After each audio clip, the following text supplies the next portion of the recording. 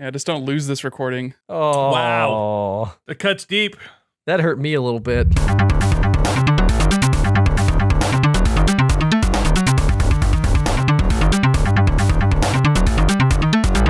You seem like a calm and reasonable person. All right. Console Crusade podcast. Chris Gillifor, Nick Durheim. Nick, what are we doing today? I think we're going to check out the nominations for this year's Game Awards and give our predictions onto which we think they are going to do the winning. Okay, I gotta say right off the bat here, boys, I've got the GameAwards.com up. I have logged in so I can vote as I go. I've already looked at all the nominees. I looked at last year's winners. I'm feeling pretty good. I know this isn't a competition, but I'm gonna treat it like one. I've also narrowed it down based on what I think we even have anything to say.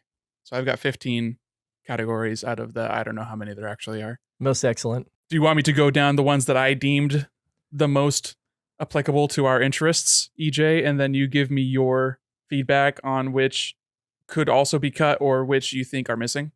Does that sound appropriate to you? I kind of just want to go down the whole 31 categories. I don't want to go down the whole goddamn 31. I'm not talking about content creators. I'm not talking about VR. Nope. Kidding me? Yeah, those are always the fun ones because that's it's like we're all gonna vote Elden Ring for Game of the Year. Like it's the content creators and the fucking like esports team of the year that really determines who wins this battle. Okay, just like shot in the dark. I mean, that's that's your belief. Chris, what do you think? I hate that. I hate that so much. I can't even tell you. I don't give a fuck about content creators. I don't. EJ's filibustering. I don't give a fuck about esports.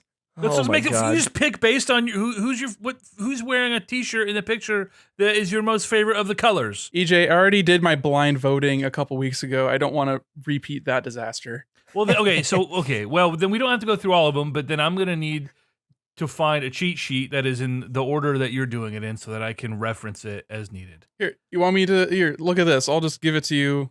I'll screenshot. This is my cheat sheet. This is the order in which I cut off Game of the Year because we all know that's happening, but Okay, I also don't want to be checking out your ding dong while we're doing this. Somebody fix that webcam there, buddy. I do. I don't need you to be tubing on us. Best thing that's happened all day. Hey.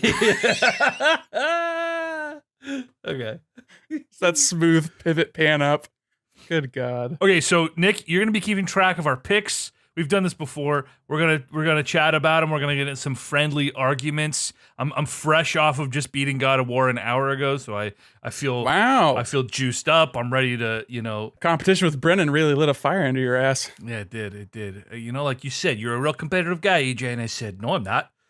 We got no big argument about it. Are we doing Trump impressions to coincide with the recording of this on the day of his 2024 presidential announcement? Is that what we're doing? Wait. Did I go a little Trumpian there? It's just you said it's not a competition, but I mean everything's a competition when you think about it, and I have the best competitive. EJ doesn't like competing; he just likes making deals. Okay, I love making deals. At one point during the Fantasy Critic draft, I thought about going to Chris and was like, "Hey, if you drop this counter pick, I'll drop this counter pick, and we'll fuck Nick." But then I learned that you can't drop counter picks. I just want to wheel and deal, man.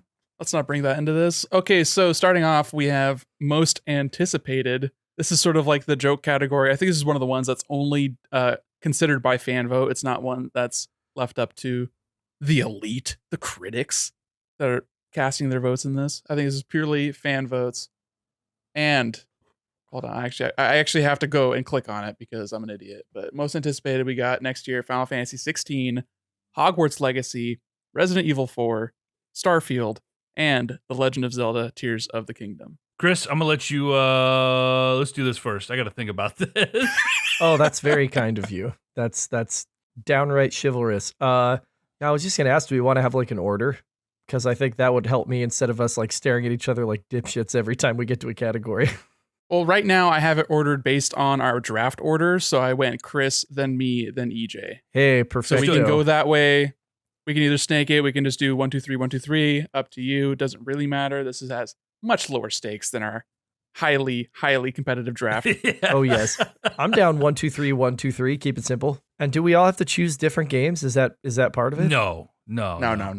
Okay, great. There's I was not like, enough holy options. shit. That would be fucked. I would want to snake that if we were actually like you were drafting elbowing for position. votes Yeah. here. Boy, this is interesting. Okay, so it's entirely based on fan voting. And it is, I'm trying to think of who's going to turn out, who's going to show up for these stupid polls. I think that rules Square Enix out on face. I think that it'll sell plenty copies, but it's going to be, nerds like me who are just like, yes, Final Fantasy. Give me Zelda. Give me Zelda. Zelda. Tears of the Kingdom. Okay, I do very much agree with you that Zelda will outsell Final Fantasy. I think they both have a lot of anticipation. Honestly, almost all these. I think Hogwarts is probably the weak candidate amongst these 5. Resident Evil 4 looks fantastic. Final Fantasy 16 has shown up and looks really great, except for maybe like a strange new battle system, which might turn some people off. I think it's between Starfield and Legend of Zelda. And I agree that it's going to be Legend of Zelda. Starfield, this is the one that's been in development hell, right? I don't know about development hell. They announced it a long time ago, but it's a Okay. Bethesda game, and those games take forever. I mean, I literally just saw Elder Scrolls 6 trending on Twitter like 3 days ago. Like people are not means talking nothing. about Starfield. It's definitely Zelda. It's definitely Zelda. It's been 5, almost 6 years since Breath of the Wild. Without a doubt, Zelda. It'll be more than 6 years when the game comes out from the previous Zelda game, which is the longest distance between mainline Zelda games. A little fun fact for you. Who wants to put a prop bet on whether or not it'll launch alongside the Switch Pro in March? It's not going to release alongside the Switch Pro in March because the game doesn't come out till May, Chris. Oh, Fake fan. Anyway, so no matter who gets that, none of us get any points. So, moving on, we have Best Debut Indie, which is for the best debut game created by a new independent studio. And our nominations are nominees. I don't know. How do you say things? Neon White, Norco, Stray, Tunic, and Vampire Survivors.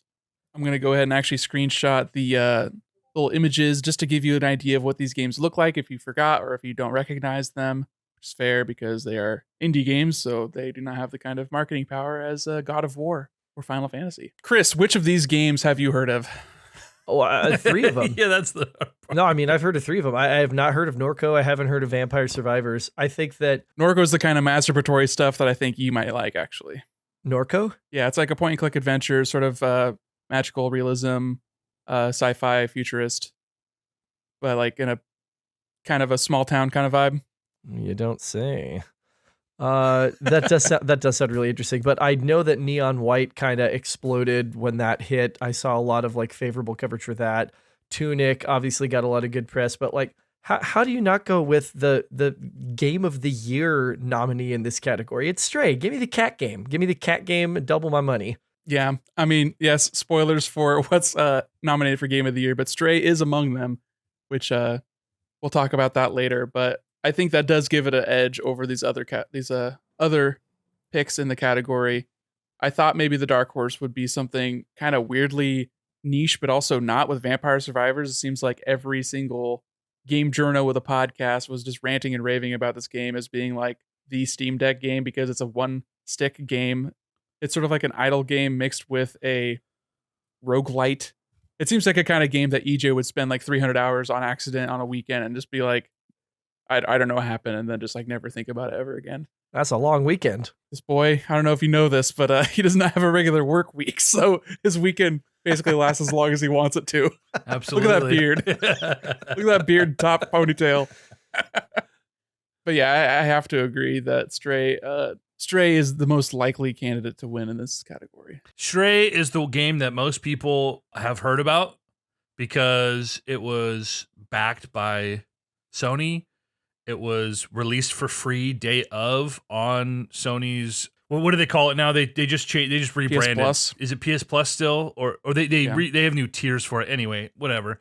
Yeah. It's definitely going to be Stray. I hope we get to some contentious picks here soon because looking at the categories, I don't know if I think we're going to just be aces all the way down here, boys. Yeah, I think a lot of these are a little bit, you never know till you actually get to it, but I mean, just amongst these, I do want to play Tunic. Norco, I said, would be more of a Chris game. I don't know if that really interests me. I haven't bought Vampire Survivors. Stray is not my vibe.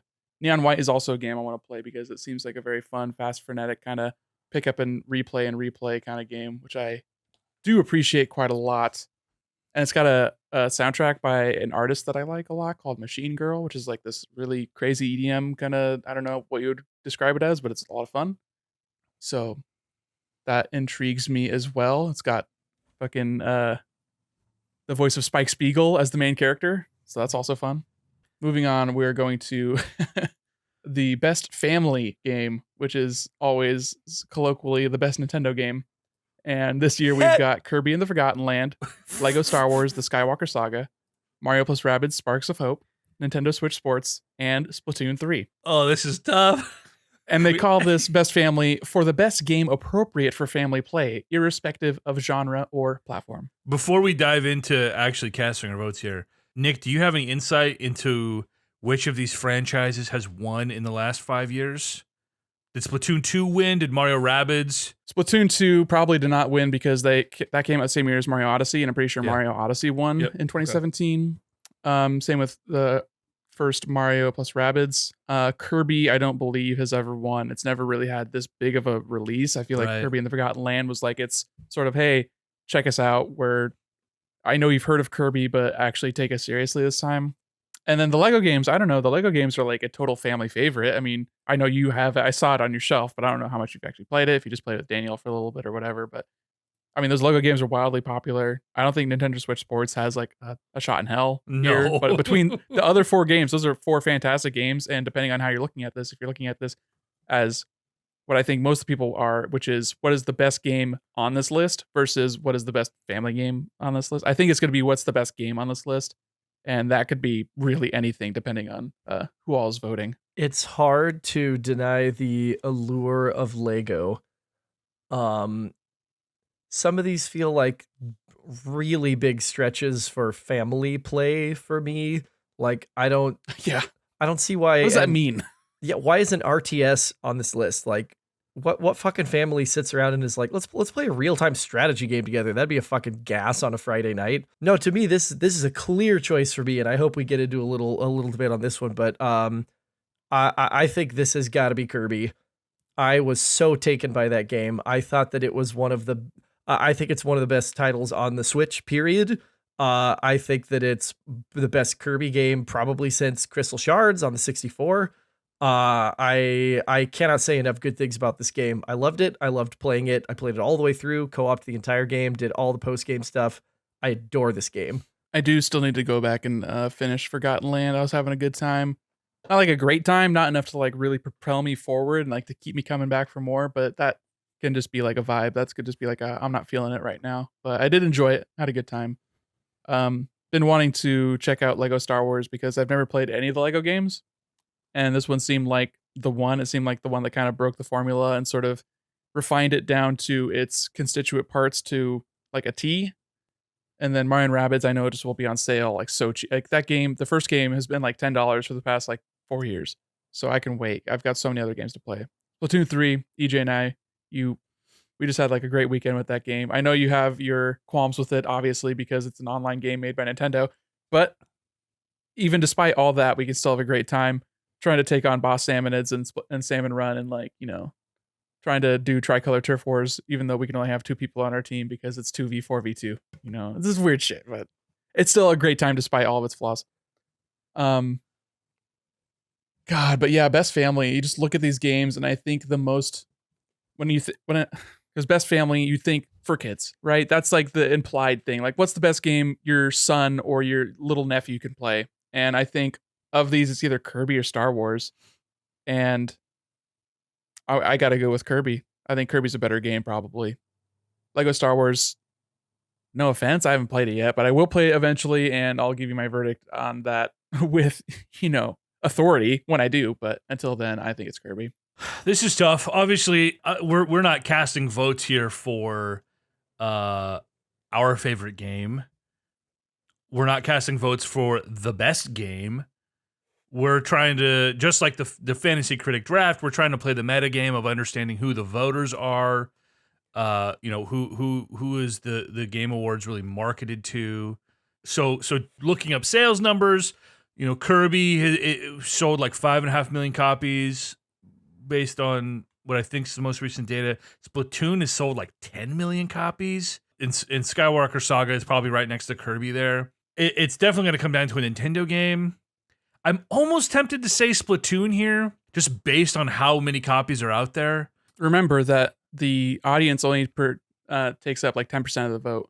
90% of the vote is weighted towards the critics who are the voting body. Okay. And is it good? Like at the end of the day, is it good? You're trying to bait me here a little bit. Like Nick said, Splatoon 3, like my grievances with the game pretty much come down to Nintendo's inability to like do anything like really well. And this is essentially just the third port of a game we got 7 years ago, or the second port, third iteration. So it's a little frustrating. The core experience is still fun, and when you have a group of people, it's like it is maddening as it is fun. But yeah, this is tough. 90% of the score comes from the critic's voice, which makes me think that this will be an easy Kirby. It was well liked. I don't think a Lego game is going to take it over 2.5 Nintendo games here, disregarding Nintendo Switch Sports. So I'm going to vote Kirby, and we're 3 for 3 down the board here together, boys. Wow. I'm just looking really quick to see what the OpenCritic scores are for these games. I know that Kirby is sitting at an 85. Splatoon's like 82. Splatoon's like 83. 83. Lego Star Wars 82. Yeah. And then Mario plus Rabbids, I believe, is also sitting around 4 or 5. It's 86. 86. Wow. Okay. If you want to just go based on that, that's a little. No. But yeah, family game. I think the category does take a little bit of shine on it. Maybe not wholly. I still think that it is really like, which of these is your favorite? It Takes Two won last year. Yeah, last year was a weak year. Yeah. Should have been Monster Hunter, IMO, but Next up, best role playing for the best game designed with rich player character customization and progression, including massively multiplayer experiences. The nominees including Elden Ring, Live Alive, Pokemon Legends Arceus, Triangle Strategy, and Xenoblade Chronicles 3. Do we even have to debate about this one again? Do we just? I think we do. And I'll tell you why I think we do. It's not favorite, Chris. What do we think's gonna win? Okay, first of all, are you implying that I was gonna pick Pokemon? Because fuck you if so, because my grievances on that game are well documented. So I'll tell you right where to stick that. I don't know what you're gonna vote for, but if it's not Elden Ring, you're wrong. Here's the thing: you need to think about this in terms of what I remember most from the Game Awards last year is looking at the Game of the Year nominees, like Metroid Dread, obviously, like I had hoped that would win Game of the Year. I didn't think it would, but I figured, Best Action Adventure. Is that even going to be a question because it's the Game of the Year nominee, even though there are other games that like arguably you could say could have won the category. I think that because Elden Ring is such a heavy favorite to win Game of the Year, I think the voters are going to look in best role playing. I think they're going to look for something else in best role playing. Give me Xenoblade Chronicles 3 for best role playing game. In the you could call it a consolation prize for pulling the surprise Game of the Year nomination and not digging it out. But I think that they're going to spread the love around. I don't think we're going to see anything winning. I don't think we're going to see Elden Ring winning in multiple categories like that because it's probably going to be Game of the Year. This is how you know Chris doesn't listen to our podcast, because I've been done in by that exact same train of thought. Not 1 year, but 2 years of predictions. Zelda, anybody? That's a trap. It's Fucking a trap. Horizon won nothing because of Zelda, and it was nominated in like 9 categories. So I like where you're going with that, Chris, but I disagree. Nick? Yeah, I mean, that's definitely the trap that you think of, like, let's give someone else their flowers, And to be fair, I don't know why, but Xenoblade Chronicles 3 did manage to get a nomination for Game of the Year, which is like, great. I love that. I love that it's going to be part of the Game Awards medley of music for the final presentation. Like, that's going to get my heart pumping. I'm going to get weepy. Tears will be in my eyes. I will have goosebumps and I will be happy about it. But it's got to be Elden Ring. I mean, it's the best game on this list, and it's going to win Game of the Year. And in other categories, I think it has a chance of losing to its competition, but not in this one. I think these RPGs are all good, but Elden Ring is Game of the Year, so I think it's going to take it in this category as well. To play devil's advocate. Oh, great. Again? I too am voting Elden Ring, and I do want to acknowledge that, Chris, that line of thought that has been a trap for me in previous years. Like, this isn't like the Oscars. It's not as established. You know, the voices who are voting for these things. Like, they could go that direction this year. Like, they could just flip the switch and be like, well, I really loved Elden Ring. I'm going to vote for it 3 times, but here I'm going to vote for X. Like, it could happen, but it hasn't in the past. So it's like fool me once kind of thing, you know, fool me twice. So here we are. Some people might say, well, Elden Ring. Is it really an RPG? Exactly. Is it as much as X, Y, or Z? Does it deserve to be talked about next to? So that could come into play, especially if it wins like fucking 4 other categories, or the people voting to, you know, put it in the 4 other categories. But Elden Ring was so universally beloved, and it sold so fucking well. It's just hard to go against that, you know? So I'm going Elden Ring. Very fair. And yeah, like I said, the trap of thinking, oh, they'll vote for it in this category, but they won't vote it down the line, I think could maybe take into effect with like some of the indie categories. But even then, you follow the exact opposite of your argument by saying Stray in the debut indie. So I mean, it's just Not at all. That's not going to win Game of the Year. yeah, but it's nominated for Game of the Year. But that's the exact same argument I'm using here for Xenoblade. It's like the other Game of the Year candidate in that category. They're like, we should give Xenoblade some recognition here. We think it's worthy of being nominated for Game of the Year. Maybe it's the best RPG. That's fair. I just think it's a trap, and I want Xenoblade to win something. I don't know if it's gonna win in any of the categories it's in. Which, I mean, it's awesome that it even got nominated. Like, when you're a fan of a more niche series, you're just happy to see it be there. Like Metroid Dread was amazing last You year. don't gotta tell me, brother. Played on the stage. Yeah, exactly. Like it was we're on the same page. I'm glad you understand. Preaching to the choir. Okay, best action adventure, which is like best game of the year, light. We've got for the best action adventure game combining combat with traversal and puzzle solving. We've got A Plague Tale Requiem, God of War Ragnarok, Horizon Forbidden West, Stray, and Tunic. Quick question, why is Stray in this list? What combat do you do in that game? What a great fucking question. Oh, it says combining combat with traversal and puzzle solving. Yeah, interesting. Yeah. It's just an Interesting. adventure game, I think. I don't know. Yeah. Yeah. Where are they going to put it otherwise? Question mark. I mean, that's like I don't know, like best life sim except you're a cat. Like what even would you put that category in? I don't know. Best cat game. But is it better than Neko Atsume? Good question. Can't play it on your phone. I got all the cats in that game and every souvenir. Literally every souvenir. All right, quit every stalling. decoration. Which one Sorry. is it? Oh, it's God of War. Easy. It's God of War.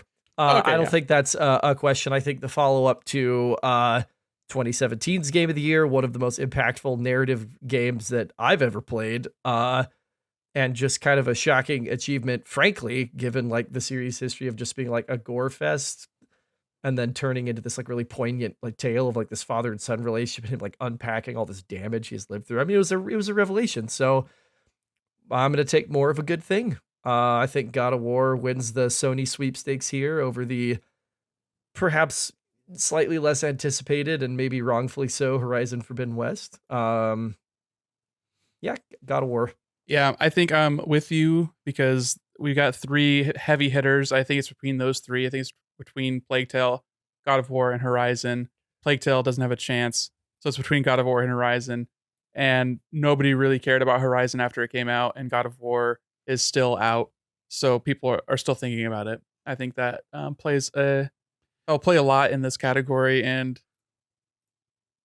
I don't know. There hasn't been like a lot of detracting voices that I've heard. There's plenty of people out there that think, okay, this is just more the same. It's not really meeting my expectations, but they cannot fault it for its quality or its like what they've accomplished.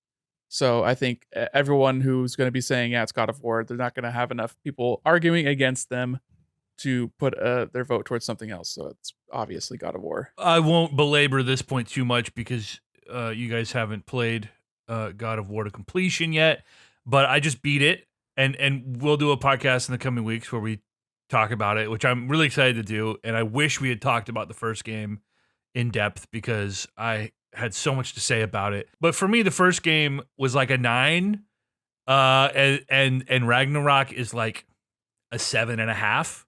It's very similar to Nick, we talked about it this weekend.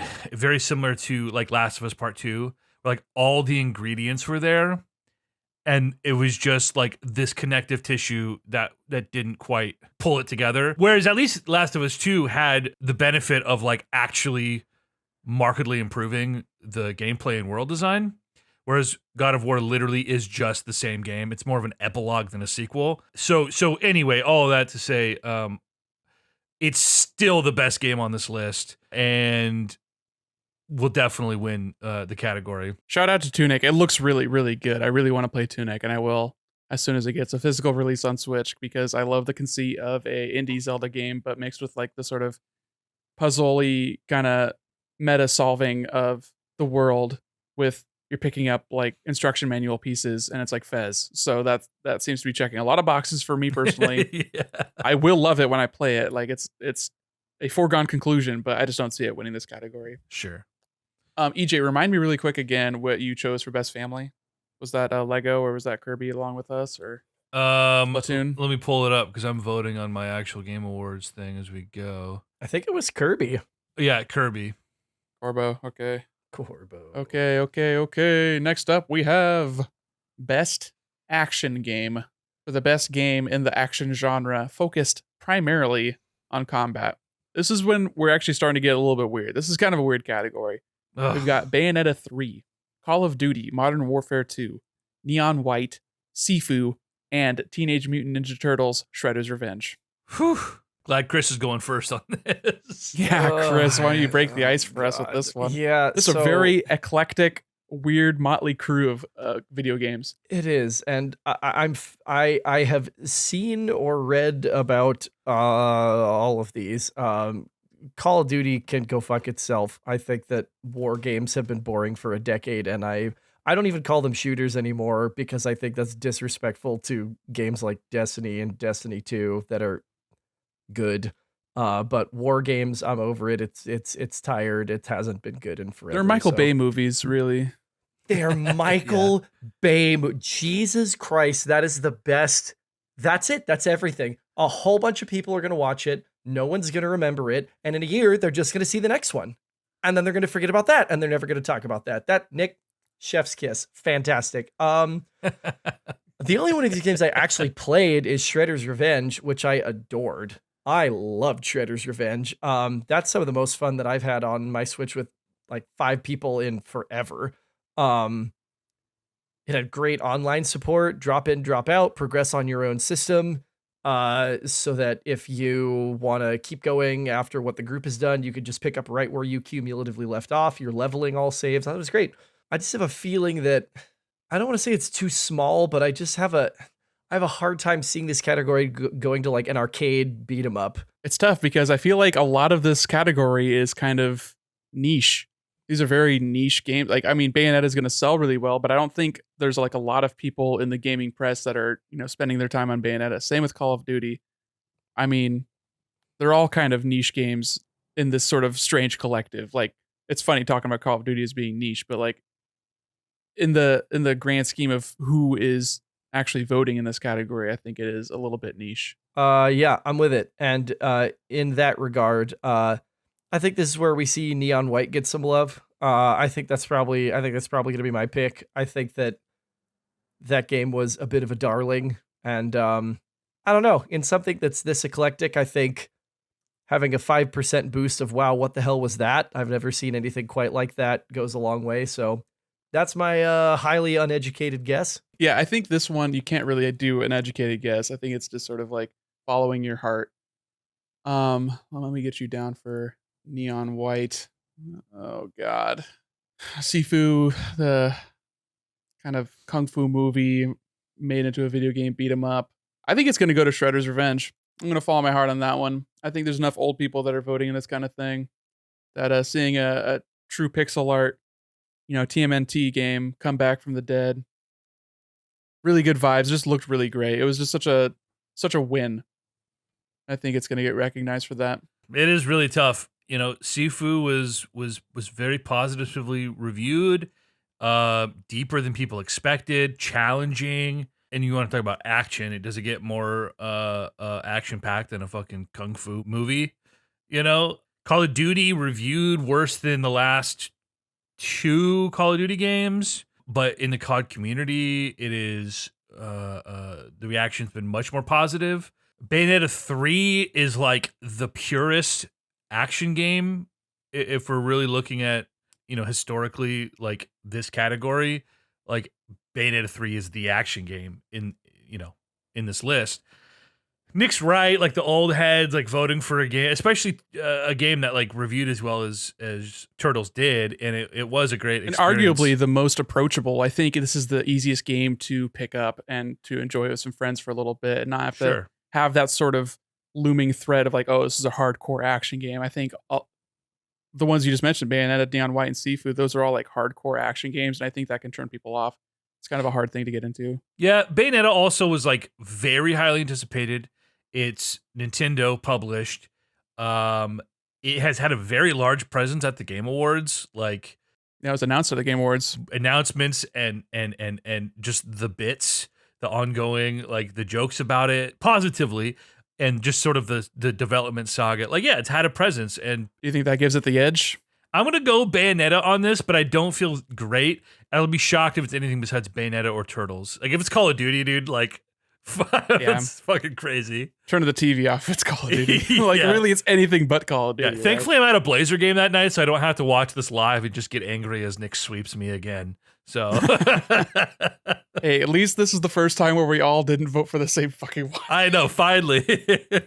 Yeah, no kidding. So that's the first time where anyone's gonna break ahead, or you know what? Watch it be Call of Duty, and we all just get nothing. When does this air? I don't even know when this airs. December 8th, I think. Thursday? Yeah. Thursday? Oh, maybe I'll turn it on. Thursday makes sense. I always quite like watching the Game Awards. It's a fun time. Nick, you and I watched a few of them together. World premiere. Good little commercial fest. Yeah, you get some announcements, and the last few years have been pretty good. They've had like really cool. There was kind of a dud in there. I can't remember what year it was. It was like pretty gnarly, but COVID hasn't been good to them. The musical medley is always 10 out of 10. I love that every single year. It's been a little bit soft for us being Nintendo fans since Reggie retired, because Reggie and Jeff were tight, so they got a lot of co-marketing stuff because of that. Right. Mother 3 this year? Yeah. I'll watch it for the trailers. I forgot all those world premiere trailers. World premiere. Yeah, I'll probably watch for that. I'll keep it on like a second screen and like turn the Blazers game on. See if I can. You'll have the Blazer game on next to it. Yeah. Yeah. Look for me. I'll have a shirt that says "I heart Chris." You better be wearing that Dame bromance through the TV. I had innovation in accessibility in our categories. I don't think any of us played any of these games, so I'm not sure. I guess EJ played a little bit of God of War, but I played The Quarry, God of War, and Last of Us. Oh, really? You played The Quarry? I didn't realize that you played. I also didn't realize that you got the remaster for Last of Us. That's strange, because the remaster is the one that has the accessibility features. So it's got all the same accessibility features as Last of Us Part 2, which were pretty cool. So we could talk about it.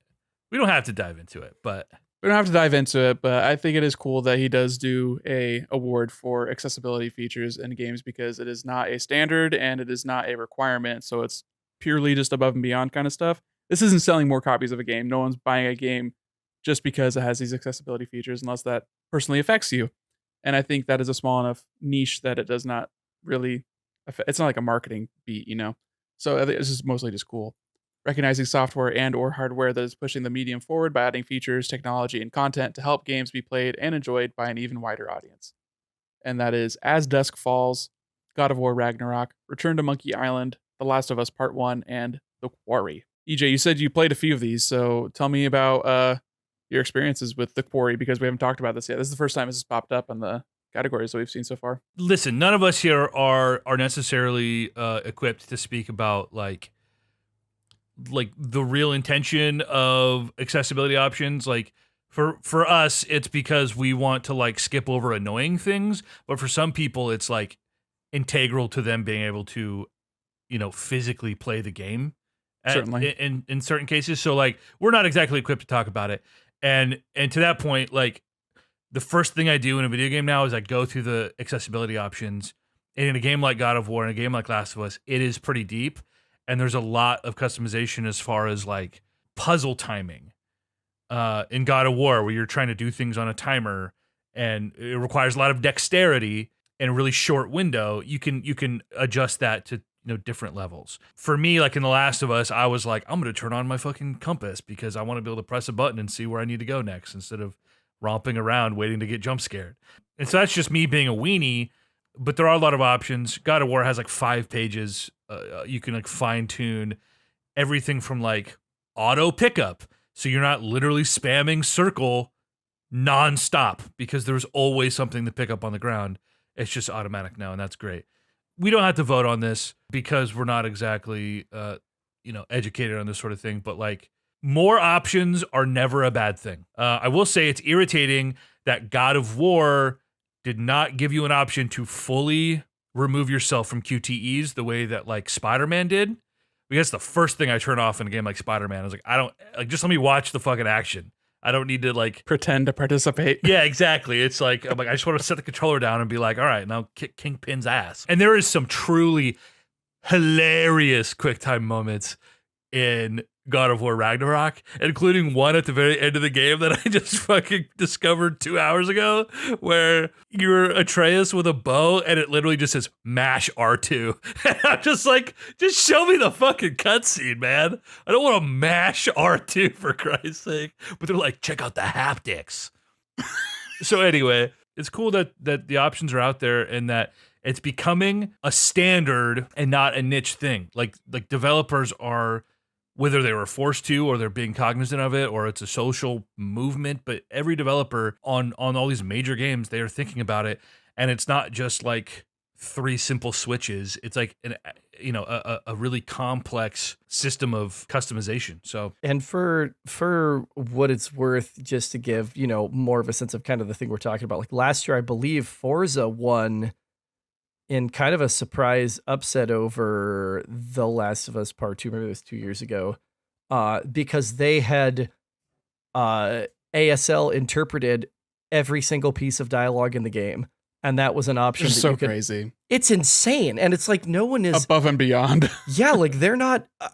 I mean, the number of people that this will impact is small enough that from a business standpoint, they could go, oh, we don't need to do that, but they said, we're going to do it anyway because we can, and we think that the fans who are hard of hearing or hearing disabled like deserve to be able to experience the dialogue in this game and descriptions of things that are happening. So it is really an above and beyond kind of thing that, as EJ said, I'm glad is becoming more standardized to see in like major AAA games going the extra mile to try to reach those folks. And it's not difficult in the sense that like putting a team together, a small team to map that out, and then just like pass that over to the team to implement it. It's not difficult. Games are very expensive. You can outsource, a third party company will do like what you just described, Chris, like for really cheap relative to the scope of a video game that takes 4, 5, 6, 7, 8 years to develop. Like that right there, I didn't even know that, but hearing that, it's like that should just be what everybody does. It's not like, oh God, it's going to add another year to development time. That is very accomplishable. So it's good that's becoming more of a standard. And even, again, we're all fortunate to not need any sort of, accommodation, especially physically when it comes to, like, here's a, Xbox Elite controller, but even like minor things like back paddles and the, replaceable, sticks if you need something taller or something shorter. And that's supposed to be for like peak performance, but like there are options for people who, might not have the same dexterity or, whose joints don't work well. And Xbox is doing a lot of cool stuff. They did like a special controller a couple years ago. They call it the adaptive controller, which it works with any console as well. It's just a USB, you plug it into your PC, it just maps out to that DX input or whatever. So Very cool. The more of that, the better. I totally agree. My best friend in grade school had a stroke in 5th grade, and he was paralyzed on his left side, and we all we did was play video games together. And after his stroke, he had to learn how to do everything with one hand. And, in 1999, or I guess this would have been 2001 or whatever, like, there's no accessibility options on an N64 game. There's no special controller. Like, you did 3 hands for that thing anyway. Well, no shit. But like this kid, Jacob, literally like had to teach himself how to do the, as I affectionately refer to, the Mr. Shock with his right hand, where he's basically doing the hang loose so he could hit buttons with his pinky and the left stick with his thumb. And he fucking made it work. But it's like, the fact that these options are out there is sick. So My only thing is I kind of wish, at least for this category in particular, was just to have like a little breakdown, like what each game did that made it sort of like rise up above and beyond, just for me as like an outsider looking at it and seeing like, why are these games being recommended because of this category? That would be cool just for me personally. But I also know that if you got super granular with it, imagine the pages and pages and pages of text that you could get from God of War, from Last of Us, just because they have the Sony money, the purse strings that just are unlimited and just can add whatever the heck they want. Highly customizable, color coding everything, making things more visible, less visible, more annoying, less annoying, all that kind of stuff. I know there's some things where they had like sort of smart hint systems and like not telling you what that solution is, but sort of like guiding you in the right way. And it's like a gradient where it gets more and more direct the more times you ask for hints, like quicker travel between locations. So it's more accessible than like an older game in the series would have been. But I don't know how that translates, if they have like highlighting or like larger subtitles, that kind of thing. I'm not sure what all made it stand out in the people's minds who did submit these games for this category. Because you would think that, Sony first party Horizon had a ton of accessibility options as well. So it's kind of strange to see two other major Sony first parties, but not that one. Yeah. So, I don't know. And I beat the Quarry, but did not. Had a theater mode where it would make choices for you. You could say, oh, I want to see the most deaths, or I want to see the most morally. You could like choose the morality of each character, and then it would play it for you, and it would be like just like a really long movie. So maybe it's sort of like that. Part of me just wishes I could have just watched God of War Ragnarok like that. Like just cut down all the combat sequences to like the bare minimum. Give me the dialogue from Mimir's head, and just get me through all the cutscenes in an interesting way. Well, you just watch a long play on YouTube in a couple weeks. Someone will have that chopped up for you. Oh, it was already there because I accidentally watched the Ragnarok one. Started watching the Ragnarok one, looking for the 2018 one before Ragnarok came out. And I was like, I don't remember Kratos sitting here at the beginning of that game. I thought they were in the woods with the boat. And then I was like, this isn't the right game. Uh-oh. That's funny. So anyway, yeah. Shall I move us along to the other indie category, I guess? Because I don't know why there's a debut indie and a regular indie when they're all the same. Can we just talk about this? Can we just agree that Devolver Digital Games aren't indie? Like, it's a publisher that's publishing your game and paying you money to make your game. That's just a third-party game. EA made games are not indie games. It Takes Two wasn't an indie game. That was a team that made like millions of dollars to make that game before it came out. What does indie even mean? Does it just mean made by less than 100 people? Because then, yeah, sure. A studio not owned by a major publisher? What's a major publisher? Devolver is a major publisher.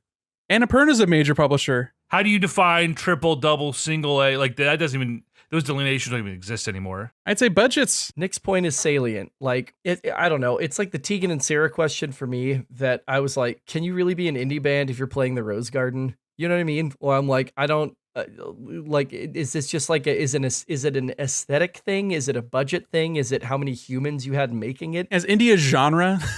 Yes, and that's just it. Once you surpass a certain polygon count, then it's not indie anymore. No, I think so. And that was my answer to the Tegan and Sarah question is like indie is a genre. It's a feeling as much as it is anything else. Cause yeah, I agree. Like Devolver, that's not a fucking indie studio. When it comes to music, it's like, are we being funded by a label? We're not being told what to do by some giant corporation who's taking all of our money. Like, I think that delineation in music is a lot clearer. But Nick, you do make a good point where it's like, oh, they're a massive studio. Are they not owned by a big publisher? But they're being funded by a big publisher. So it's almost like kind of the same thing because you know that that publisher has as much say over what their $10 million goes towards or whatever as they do if they just outright own the studio. Like, yeah, just think of the marketing budget that got put behind Stray. You got the power of PlayStation. They're giving it away. So many people played that game. They probably didn't pay for it. They paid for it through their subscription, but that game made a ton of money. And I'm sure it was made by a small team. Is that the delineation? Because there's been like Ubisoft games that were made by small teams. I think the Rayman games were probably made by like 30, 40 people. Like, I don't know. Like, indie is just, it doesn't mean anything. It's just a phrase that historically maybe meant something, but now is completely devoid of meaning and I don't know. I just wanted to bring that up because that's been sort of sticking in my craw when I'm thinking about Annapurna games being indie. It's like, no, they're fucking not. You had a game with James McAvoy and Daisy Ridley in it last year. That's not an indie game. To me, the scope of the game doesn't matter if it's truly independently created. But like, again, if they're being funded by Sony, that's sort of a dumb technicality. On the other hand, though, like with, I don't know, like with Cuphead, like being shown at the Microsoft E3 presser, clearly being backed and supported by Microsoft, but it's indisputably an indie game. I don't think anyone would disagree with that. At least not with a straight face. Minecraft, an indie game? It was an indie game when it came out, but is it now? Right, who fucking knows? And then you look at this, you got Devolver on one of these, Annapurna on two of these, and it's like, can you even really say, like, are those independent titles? And then also, when it comes to this vote, do I care? Because they are in this category, and are people really going to go, is that an indie game? No, yeah, that wasn't the point of me bringing that up. Me bringing that up was just sort of me looking at these games and thinking some of these are, I mean, they all are indie games. You look at them and you're like, that's an indie game. It smacks true of an indie game. It sticks in your mind as an independent sort of vibe. But it's just strange to me that it started from this one context, but has now become a genre, even though it's completely devoid of the gameplay conceits and the visual style and all that. It's just that things feel indie. I don't like that idea that indie's a feeling, indie's a genre. Calling a game indie implies that it has a certain aesthetic or a certain set of mechanics, but technically these are independent studios and they're responsible for themselves, technically speaking. You know, if a company has a deal to publish Sifu and they don't like how Sifu is shaping up and they say, we're not releasing this game, that studio is, unless there are extenuating circumstances, that's their game and they can find a new publisher for it. I feel like 9 times out of 10 that is probably not the case. I think when developers pitch games to publishers, a lot of the paperwork they're signing has to do with the rights for that game. And maybe if they drop the rights, sometimes they can, shop it around to someone else. That is a pretty rare circumstance. There are occasions in which that has happened, but I think a lot of the time, especially with a smaller studio, they do not have the leverage to say, no, we own this game, because then the publisher could say, fine, you can go own that game somewhere else because we're not paying for it. Because what is the value for a publisher to publish a small game that's only going to sell, however many copies? The idea of an indie studio is the same as an indie artist or an indie movie studio or whatever. No, there's no indie movie studio in the world that didn't have to find funding of some kind to make their movie. You know what I mean? Even though they're independent and aren't owned by a traditional studio. It's like, yeah, that's completely the movie industry is so much more homogenized than the video game industry, and people talking about how the video game industry is just one big fish eating other smaller fish. It is still so more widely varied than the 4 active, like, large movie studios that actually put films out in production. Like, so I think I understand where you're coming from with, like, the funding and how that can be separate from the art houses and all that kind of stuff. But I think we're past Devolver being considered a indie publisher. They're not like a AAA publisher by any means. Like, Embracer doesn't really publish AAA games. They have a few, but they're mostly like AA. I think AA is just coming back. And they're coming back in the guise of indie, like the history, the roots of those indie developers that found success and have found, enough monetary support that they can continue and keep making the games that have made them successful, have gotten to the point where they are now comfortable and they can keep making more games. Like, I don't know. The next game from Ed McMillan is not made in the same context as Binding of Isaac or Super Meat Boy. Like, that was 15 years ago. Times have changed. And I don't think these indie devs are necessarily indie all the time anymore. A AA studio is just an indie studio who gets funding from a big publisher but aren't owned by them. Yeah, not yet. It's developers that haven't been bought yet, but have, like, a lot of potential to be bought. I mean, just think about was it last year that Returnal came out? Like, that was an indie studio. I mean, they only did pretty much second party releases through Sony and got, like, a lot of exclusive funding through them. But they were an independent, Swedish, I don't know, European studio. I think a lot of studios start out like that, and then they show that they are reliable, that they have the chops, and then they get locked down. Now, I mean, since we're in an era of acquisition and everyone wants to expand and have more content, but I don't know. I just wanted to bring it up because indie doesn't really mean anything. I know you hate this, EJ, but it really is just like a feeling at this point. There's no definition. If you still retain the copyrights to what you're making, a lot of these deals, as far as funding it, they are taking a cut of the profits, but like they don't own the game or the copyright to it. Like it belongs to the studio. Doesn't say owned by, made outside the traditional publisher system. There are many games that are made under like Ubisoft and EA that isn't owned by the publisher. Like It Takes Two was that an indie game? It didn't really seem like an indie game. It was made by a big studio, published by EA, just because they're not owned by EA. Yeah, and what does it really matter if they're owned under the explicit umbrella of the company if they're receiving money from them and have an agreement that, hey, you're going to go through our QA and we're going to have our fingers on this game one way or another before it comes out? Because like you can't tell me, like Nick was saying earlier, you can't tell me that they're not looking at that and going, yes, this is meeting our standards, or no, this isn't meeting our standards. Of course they are, because they're giving a fuckload of money to the title. I believe in my heart of hearts, EJ, it ought to be that way. But I just don't think it is that way. I don't think it has been for quite some time, that there's just everybody, the big studios are spreading the money around one way or another and spreading the influence around one way or another. It's not a new phenomenon either. This is something that's been happening since like the 80s and 90s. You've had companies or just like small groups of people that are like, hey, let's work with Atari, let's work with Mattel, let's work with Square and make a game for them that they publish and that comes from them but is made by us. Like, I don't know if those would be considered indie games. Like, they got wide releases, they got the marketing budgets of those larger publishers. If you have a publisher, you're not fucking indie. I hate the idea of like indie as a genre. Like, Nintendo makes games that feel like an indie game. Yeah, you get those weird small like spin-off Kirby games or yeah, so I don't like that idea. There has to be a line drawn in the sand somewhere. And the idea that a company, regardless of how it's funded, like retains the rights to what they create, that to me feels good. And that could be big, and that could be really, really small. Like you said, is Minecraft indie? Like, the guy who made Minecraft doesn't fucking own a lick of Minecraft anymore. Like, it's not an indie game, right? It's fucking the biggest game of all time, owned by the biggest company of all time. So, like, anyway, it doesn't matter as far as like us voting on this, but it's a very interesting thing to talk about, and it makes me want to read a lot about it. I'm sorry that I made you want to read. No, I'm really glad you brought it up, because I was looking at some of these and feeling the itch for like stupid semantic debates, for lack of a better term, just like the one that we just had, and I loved that because I've been itching for Perfect. it. Also, give me the cat game, Nick. Sorry, best indie game for outstanding creative and technical achievement in a game made outside the traditional publisher system, whatever that means. We've got Cult of the Lamb, Neon White, Sifu, Stray, and Tunic, and our boy Chris is taking Stray.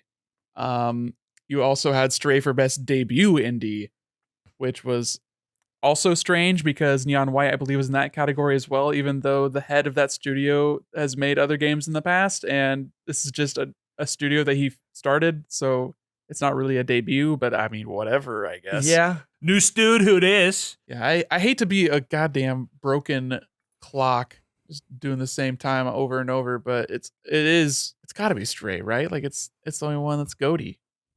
Cat game, all those cat perverts out there voting for their favorite cat. I mean, look at that ugly cat. That cat is the worst looking cat I've seen all year. I hate looking at its dumb face. That's a bad cat. Leave that cat alone. Shut up. Come on, it's a cute boy. It's a good It's a boy. You have the Cute power boy. of computers. You can make any cat, and you make this piece of shit. No, there's an adorable cat. No. The best thing is when it came to PC, people modding in Garfield. Oh my god. All right, EJ, what's the game of the indie game of the year? Best indie and best debut indie are going to be two different games, and whether one is Tunic and one is Stray, or one is Stray and one is Tunic, I couldn't tell you which, but I'm going Tunic on best indie just because these categories are so similar. Voters are not going to vote for the same thing twice on this. We've seen it before, and we'll see it again. Know which is which. I hope it's the case. I really don't want to see a Stray sweep. By your own logic, EJ, have you not said this whole show voters are not going to spread the wealth? They're not going to follow the doctor to spread the wealth. How on earth could it not be the same game in both categories? I'm saying we've seen it before. Different categories, like best RPG, best game, best action event, best sound design. Those are all distinct categories. I don't necessarily agree, but these are basically both just best indie game with the same fucking contenders. So how's it not going to be the same game in both categories? What? We've seen it before. Go look at previous years. It's the same category. It's basically the same category. It's not distinct, I agree. but we're going to see two different games. I agree. What? I don't get it. I'm just saying, go look at previous winners. I'm just following the pattern. No, following the pattern. We got to put money on this. Read the tea leaves. That's 3 of the same games in both categories. You want to put 20 down on best indie and best debut indie will not share the same winner? Is that the bet? No, that's like a $5 parlay. No, I'm talking about like $20 most points for game of the year categories that we voted on, or for Game Awards categories that we voted on. In totality here. Yeah, I'm talking a pool. Yeah, I'll put a 20 down on that. I got no shame on. I got a $100 bottle of whiskey here waiting for you if you beat me in the fantasy critic draft. Let's fucking go. What do I get for winning? Just a stupid cup with my initials on it? Jesus. This is what happens when you're not mentally ill to the point that you want to crush your friends at every single thing you do. So you're the real winner here. Yeah, heavy is the head that wears the crown. Hurts to be this good, dude. Okay, let's move on. Let's move on before we say something we regret. Okay, moving along to Best Performance, awarded to an individual for voice, overacting, motion, and or performance capture. And the nominees are Ashley Birch for her role in Horizon Forbidden West, Charlotte McBurney for her role in A Plague Tale Requiem, Christopher Judge for his role in God of War Ragnarok, Manon Gage for her role in Immortality, and Sunny Soljic for his role in God of War Ragnarok. There's only 2 nominees here. What, Ashley Birch muttering to herself in a raspy voice? So is it God of War or is it Son of Boy? Well, EJ, you're the most informed on this. It is hands down Chris Judge for me. For sure, yes, 100%. Me too. Easy peasy. Sunny is good in the game, but holy shit, the nuance that Christopher Judge can pull out of such a quote-unquote one-note character. He takes it to a whole nother level in this game. In a lot of ways, it is just more Kratos, but there are moments. The only moments in this game that got me emotional were Kratos. 3 different times, Kratos said something so poignant and in such, just the controlled, the subdued power that, it's like, we know Kratos is a big, scary man. You take everything he learned in the first game about sort of being open and being open to being wrong and opening those emotions up a little bit more. He takes all that anger from the first game and brings it to this game in a very subtle way. He doesn't do a lot of yelling in this game.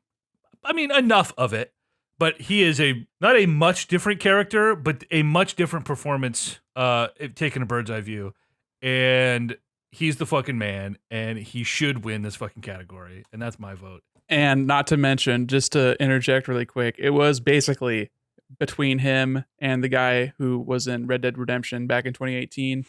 And it went to Red Dead Redemption guy, which I'm sure was a great performance, because honestly, every single thing I saw from that game that has to do with performance was like on the echelon of a Sony first party. Like Rockstar money leads to good writing, good performances. But yeah, Chris Judge over these last 2 games is Kratos, and it is really amazing what they do with their performance capture and their animations with that opening scene that we experienced together, EJ, with them in the cabin it was just really good. It was like HBO quality, it was just really fantastic. And there's a lot more of that in this game. And I hope that if you aren't going to play it soon, Nick, you should just take a couple of nights to parse out the fucking 9-hour video or whatever. Yeah, I'll watch like a hypercut with all the cutscenes and everything, maybe some combat moments and all that, I think. Oh, I'm so excited. Blazers game's getting done tonight. I will be installing God of War while the game's on, and I'm gonna start it tonight. I don't give a shit. Yes, I need you to beat it soon, Chris, because I really want to just deep dive on this game. I was not as impressed with it as I was the first one, but there is still a lot to love about it. And I just want to dive on. Oh, I can't wait. Both this game, but also the first game, And then also, Chris, I want you to play Immortality, because I haven't played it. I don't plan on playing it. It does not seem like a Nick game, but a Chris game, it does seem to be. And just the whole conceit of it being like based on this like not hidden camera, but like lost footage, found footage of these actors and this actress in these different roles that she was in is very like film school art, actor school kind of nerd shit Yeah, that you definitely need to play. I think there's like a 20% chance that you find it maybe a little bit too hokey and a little bit too um masturbatory in its like obsession with film and actors and all that. But I think I think that is the kind of that's the kind of stuff that I think you'll get a lot out of personally. Thank you for the reminder. Because I know you've recommended that once prior. And I will for sure do that. Yeah, I think Chris Judge for sure is getting his Will Smith moment where it's like we should have given this guy one by now, so let's give it to him for this one. Who's he gonna hit? He's gonna hit Sonny Suljic. Boy. Whoops. Oh no. Domestic violence. You hate to see it. Guys, All right. Oh god, let's get off this quick. there's only like one boy in that entire game. Oh, really? That was such a that shows character growth. That's exactly it, though. That's him saying Yeah. that's him referring to his son by his name, showing him the respect that he has Man. deserved and earned. That's exactly it. Man. Man. Young adult. Adolescent. Teen. All right. Best audio design, recognizing the best in-game audio and sound design, with our nominees being Call of Duty, Modern Warfare 2, Elden Ring, God of War Ragnarok, Gran Turismo 7, and Horizon Forbidden West. Oh, this is easy money. Elden Ring, up, down, left, right, any way you want it. I just think, like in my admittedly limited experience with looking at videos of this game, I mean the whole comprehensive design of this world.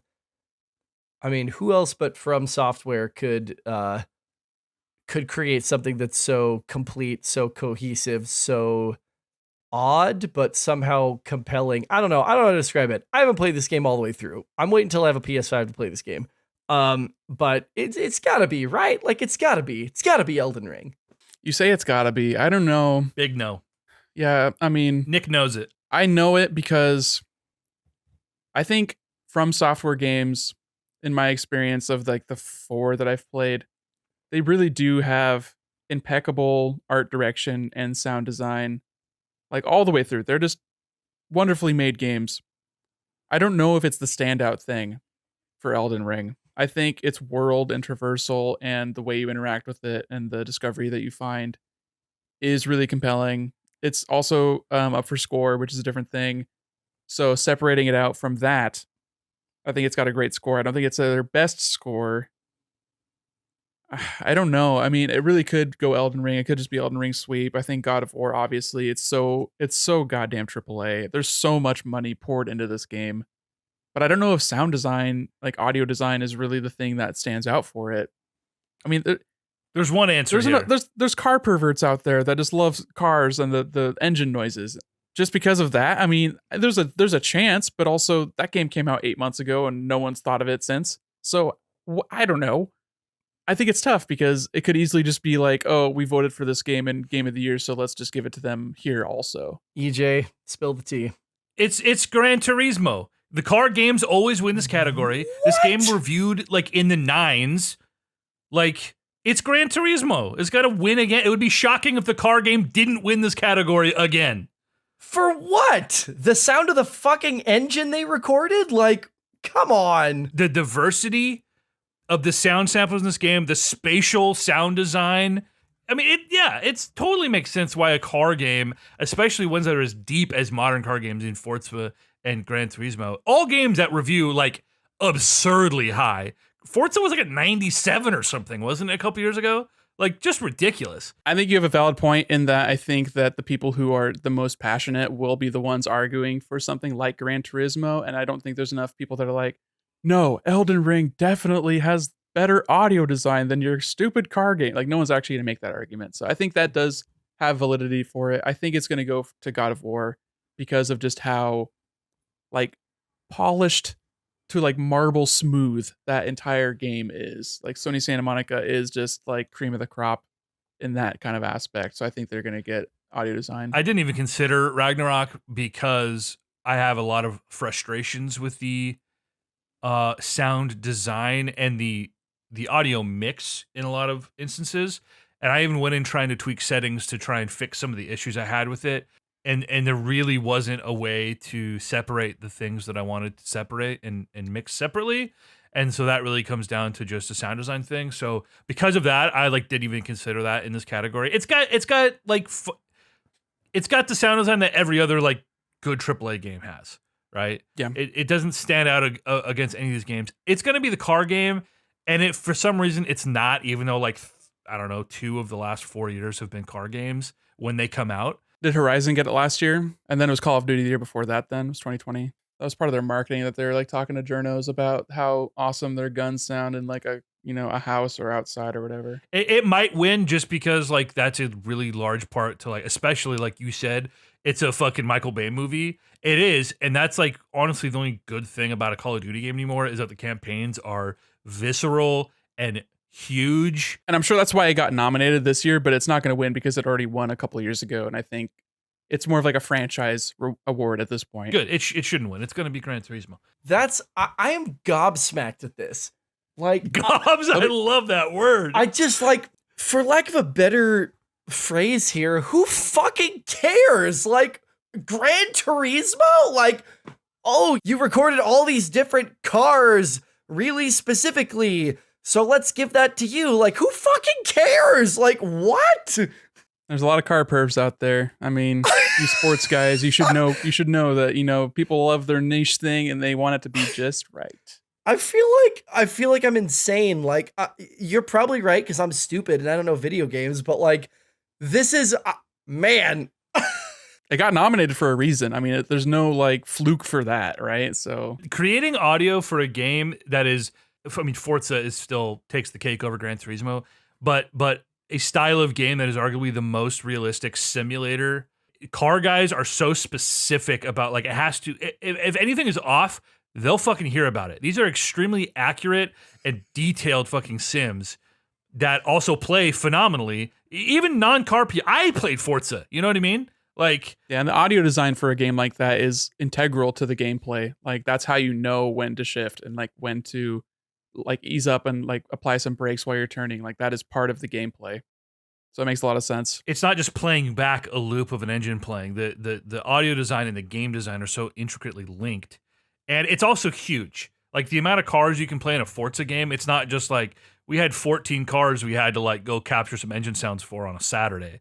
It is not only like, oh, the cars, but also it has to change every time you swap out a part in your car. Sounds different when it's wet out, and all that kind of stuff. That's wild. That is wild, man. Anyway, so EJ, I think you are right that has a very good chance of getting it. I don't know. It's easy to doubt Gran Turismo when it seems like Forza had so much more juice going into it last year because it was the more wide release. Like it was a less of a sim and more of an arcade kind of experience. You're just bombing around Mexico and just having a great old time, dabbing in front of a waterfall or whatever you can do in that game. It's not like the opposite of voter fatigue, I guess, is that it's like those Oscar bait movies that come out at like the very like beginning of an Oscar cycle. Oh, like Everything Everywhere All at Once. That, if there's any fucking justice, should have like 5 or 6 Oscars, but probably won't. Which reminds me, Chris, you still need to watch RRR. I do, and I'm going to. I promise I'm going to. I'm excited. You can probably watch that microdosing and have a good time. Oh, hell yeah. I'll make some tea. It's bombastic. Lovely. Okay, let's move along. We've got a few more categories left. I'm sorry, everyone listening at home who are sick of us rambling. That's why they're here. Yeah, that's why they're here. You're right. It's the content. It's what the people love. Best score and music for outstanding music, inclusive of score, original song, and or licensed soundtrack. We've got A Plague Tale Requiem, Elden Ring, God of War, Metal Hellsinger, and Xenoblade Chronicles 3. What sticks out? It feels like a 2-horse race. I do love me some JRPG music, but at the end of the day, they do get kind of samey. Not that I played Xenoblade Chronicles 3. The Mitsuda. Mitsuda. I feel like it's a 2-horse race. Chrono Trigger. And I know that right. I just was like just was like Elden Ring for audio design. God, I haven't played either of these games. I don't know why I'm making it. EJ, you're going to take my money. My heart says God of War, and God, I'm going to regret this. I know I'm going to regret this, but the score in the first game it showed such an impressive amount of restraint to me that it could have been one of those games where it's like, I'm going to tell you how to feel right now. And instead it was like, I'm going to hit just the right thing at the right time to emphasize what you're already feeling, because we've already brought you into this moment in other ways. And I hope Its moments were definitely earned. Right, exactly. Where I went, oh God, like that little string note right there just pulled on just the right bit. I don't know. And Elden Ring being a FromSoft, it's it's more atmospheric. It's more about how do we feel, creating a sense of like, I don't know, dread, hopelessness, whatever you want to call it. Give me God of War, the emotional appeal over the atmospheric brilliance. I will say that the only moment in this game where the music moved me was the moment where they just reused the music from the moment that he gets his blades in the first game. I was just gonna say that was that was like the earned Yeah. musical cued moment. That was like the movie, like, now we're starting the third act, here we go. Like that's a earned moment. It's a trite and like totally like obvious moment, but it was totally earned. The soundtrack or the score did not move me really at any points that I can think. And I'm sure there are moments, because there were a few moments that I really got emotional, and I'm sure the score was sort of a subtle part of that. I just wasn't thinking about the score. And like you said, it's meant to be subtle, Chris. It's not supposed to tell you how to feel. And that's what is so great about it. Like I said, this game has some connective tissue problems. It's almost like they were chasing the big moments and didn't know how to put it all together the way the first game. Story and gameplay problem that you're attributing to the soundtrack, or is that, can you separate them out enough? No, I'm saying I can't. And because I was so often like not upset or frustrated, but and there were again, there are some really great moments in this game, but there are a lot of moments, more moments than otherwise, where the thing happened and I said, what are we doing here? Or why did that happen? Or that felt off, or like they were just chasing the moment. So I wasn't thinking about the score at that time. And so maybe the score, again, it's a testament to, they weren't trying to tell you how to feel in that moment. Maybe they should have been, especially, with the way this game was crafted. Maybe that would have helped some of those moments, is if the score was doing a more conventional job. But the only time I even thought about the score once in this game was the reprise from the first game. And to me, that is like that does not make it a strong contender for the best score. Elden Ring, I only watched Brendan play for a few hours, and it was mostly grunts and fucking shrieks from whatever monster he was killing. So I can't really speak to that. There's that sound design. Yeah. This feels like if there's going to be sort of an outlier, it would be here. Plague Tale has been nominated in like every fucking category, and like not once have we ever been like, yeah, that might take it. This is sort of like the Senua's Saga or whatever the first game was called. I think it's in that echelon as far as how people like it. I have never heard a single person who's talked about that game talk about its music. We haven't heard anyone talk about Plague Tale at all, and yet here it is nominated at every category. I've heard people like, talk about it and like enjoying it and liking it. I think it's overrepresented in these awards just based purely on the 6 or 7 video game podcasts I listen to. But that's just, my corner of the internet that I tend to hang out at. Oh man, Xenoblade, a lot of what makes it special from a story perspective is also tied into its music and the way that they incorporate motifs from prior games and how that has payoffs in its storytelling, as it being a third game in a series that is not, a traditional linear, these are the characters and what happens to them, and then the next game is those same characters and what happened to them after the first game. It is a sci-fi fantasy story of parallel universes, and then those parallel universes and how they were created and their inception point and what caused them to have the problems that they have. And then the third game is a culmination of these parallel universes colliding and the problems that has caused, and the sort of homages are so subtle and earned musically and narratively that it is intrinsic to my enjoyment of it. Separate from that, though, I think the score and just the quality of the music is less bombastic and memorable than the prior 2 games. Having just played it, I do not have as strong of an affinity with those tracks than I had with the prior games, but that could just be a time thing. I don't know. We'll see how that stands up the test of time in years to come. But I think just right off the bat, it doesn't have a chance to win against two other games that I think are front runners in Game of the Year discussions. It's awesome that it got nominated, but I can't see it winning, even though I do really love the score, and the choice for the flutes is a really, I wouldn't say brave, but it is a stance that they took, and then they followed through, and it was never annoying that there were these flute medleys that were accompanying. Like it could so easily be annoying. Flutes are not known for not being obnoxious, like so I mean, as far as a musical motif and having an identity, I think that gives it a bit of an edge compared to God of War, which is like very safe, bombastic film score kind of vibe with like a Nordic kind of twist. And then similar with Elden Ring. Right. For me to have best score in music, I think of like the fucking Skyrim score. And there are like 12 songs I could hum for you right now or sing for you. You know what I mean? God of War, there is not a single piece of fucking written music in that game that I could even recall, and I just beat it today. I think it's title theme, which is just a holdover from the previous God of War. I think, people really like that Bear McCreary kind of theme, and the soundtrack is just sort of extrapolated from that, and just it holds it together.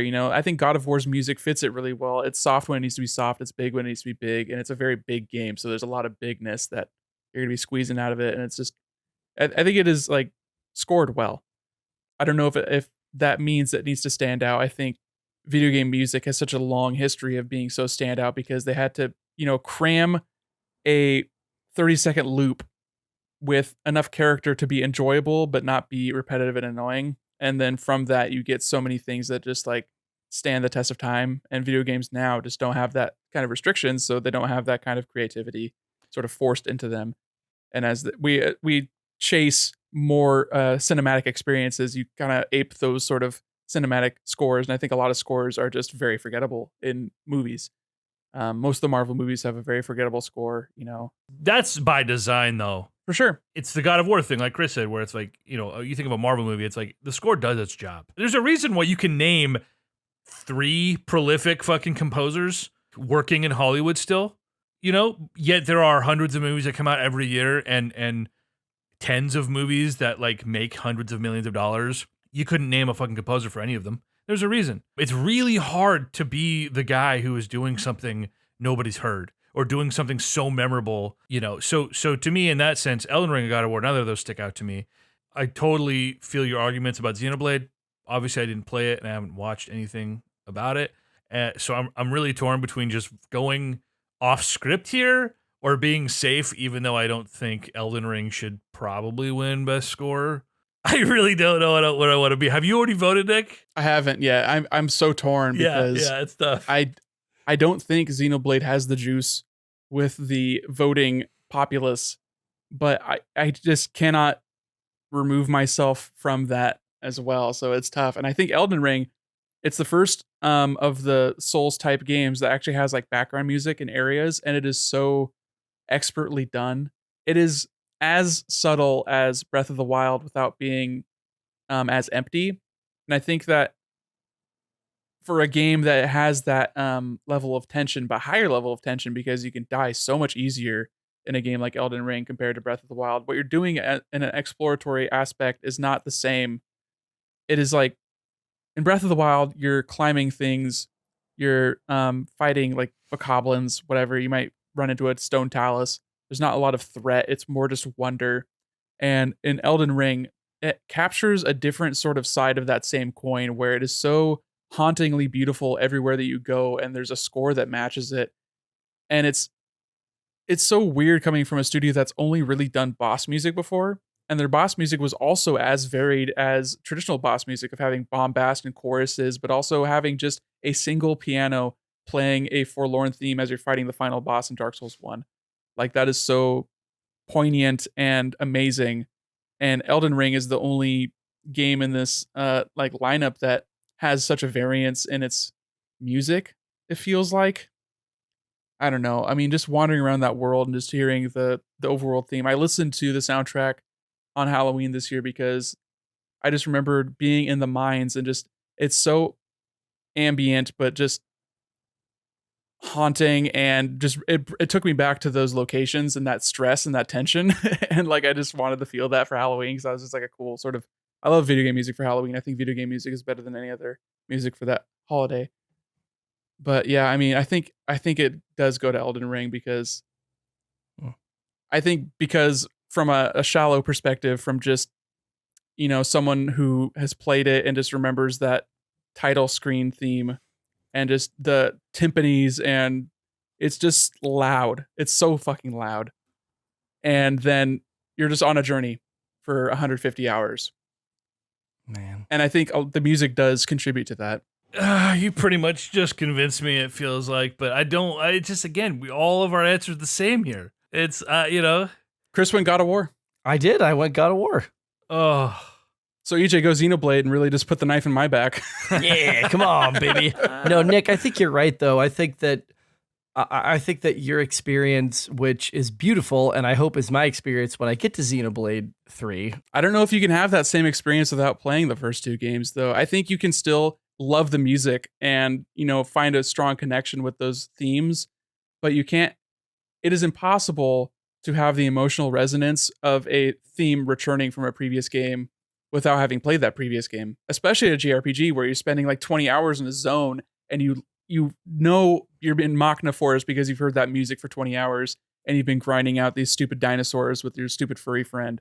And then you hear a variation of it mixed with a different variation because it's these two worlds mashed together and you get this strange hybrid. That is precisely what I'm saying, is that is the experience I hope to have when I get to 3, playing through 1 and 2, because I have 1 and I started a little bit and then I put it away and I want to get to it, but I don't think the voting populace is going to have that experience, which is a damn shame. Exactly. Because I think that based on you describing it, I'm like, how could that not be it? If they're calling back to themes from these first two, that's exactly what a good third game in the series should do. It's not ham-fisted either. It's so earned. It's subtle. It's everything you would want from like that payoff, that third game payoff. It's so rare too. Oh, I'm excited. I got to get into a game phase. It's been all TV for me lately. I played like 3 levels of Luigi's Mansion 2, and it's just been Vince Gilligan land for like a month in our house. So, EJ, what is it? What are you picking? Let's move on. Get off the fence, buddy. Let's go. in the interest of doing something different, because it's either going to be Elden Ring or God of War Ragnarok, I'm going to vote for Metal Hellsinger because it is far and away the sickest fucking soundtrack on this list. It's super tight. All of that to say, it's not going to win, but I'm just going to vote. It's got Serge Tankian on it, dude.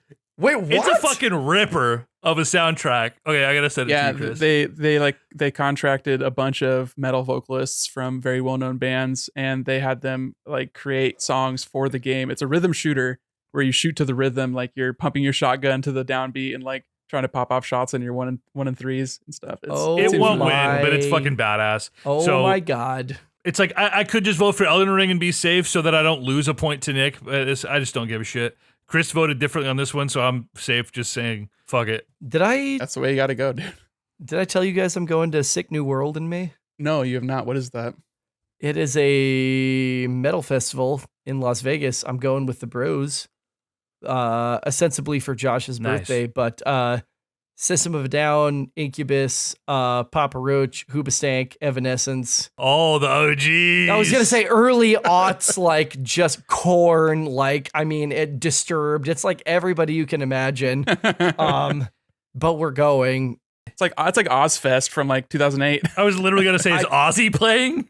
I've never seen System of a Down, and I was like, dude, we have to go. And you brought up metal music, so it came up. And, to be fair, most people haven't because they didn't play for like a lot of fucking years. No, I know. I'm not taking this for granted. Like, I've wanted to see them for my whole life. And I was like, Josh, I swear to God, when they play next, like, we're going to go. And they announce the festival. Joey's like, I will get us a package. You guys pay me back. Like, we'll figure it out. And we did. Party. Sounds super tight, dude. All right, we got 4 more. Let's do it. I think these will be less contentious. Yeah, next up we have Best Art Direction for outstanding creative and or technical achievement in artistic design and animation. And nominated are Elden Ring, God of War Ragnarok, Horizon Forbidden West, Scorn, and Stray.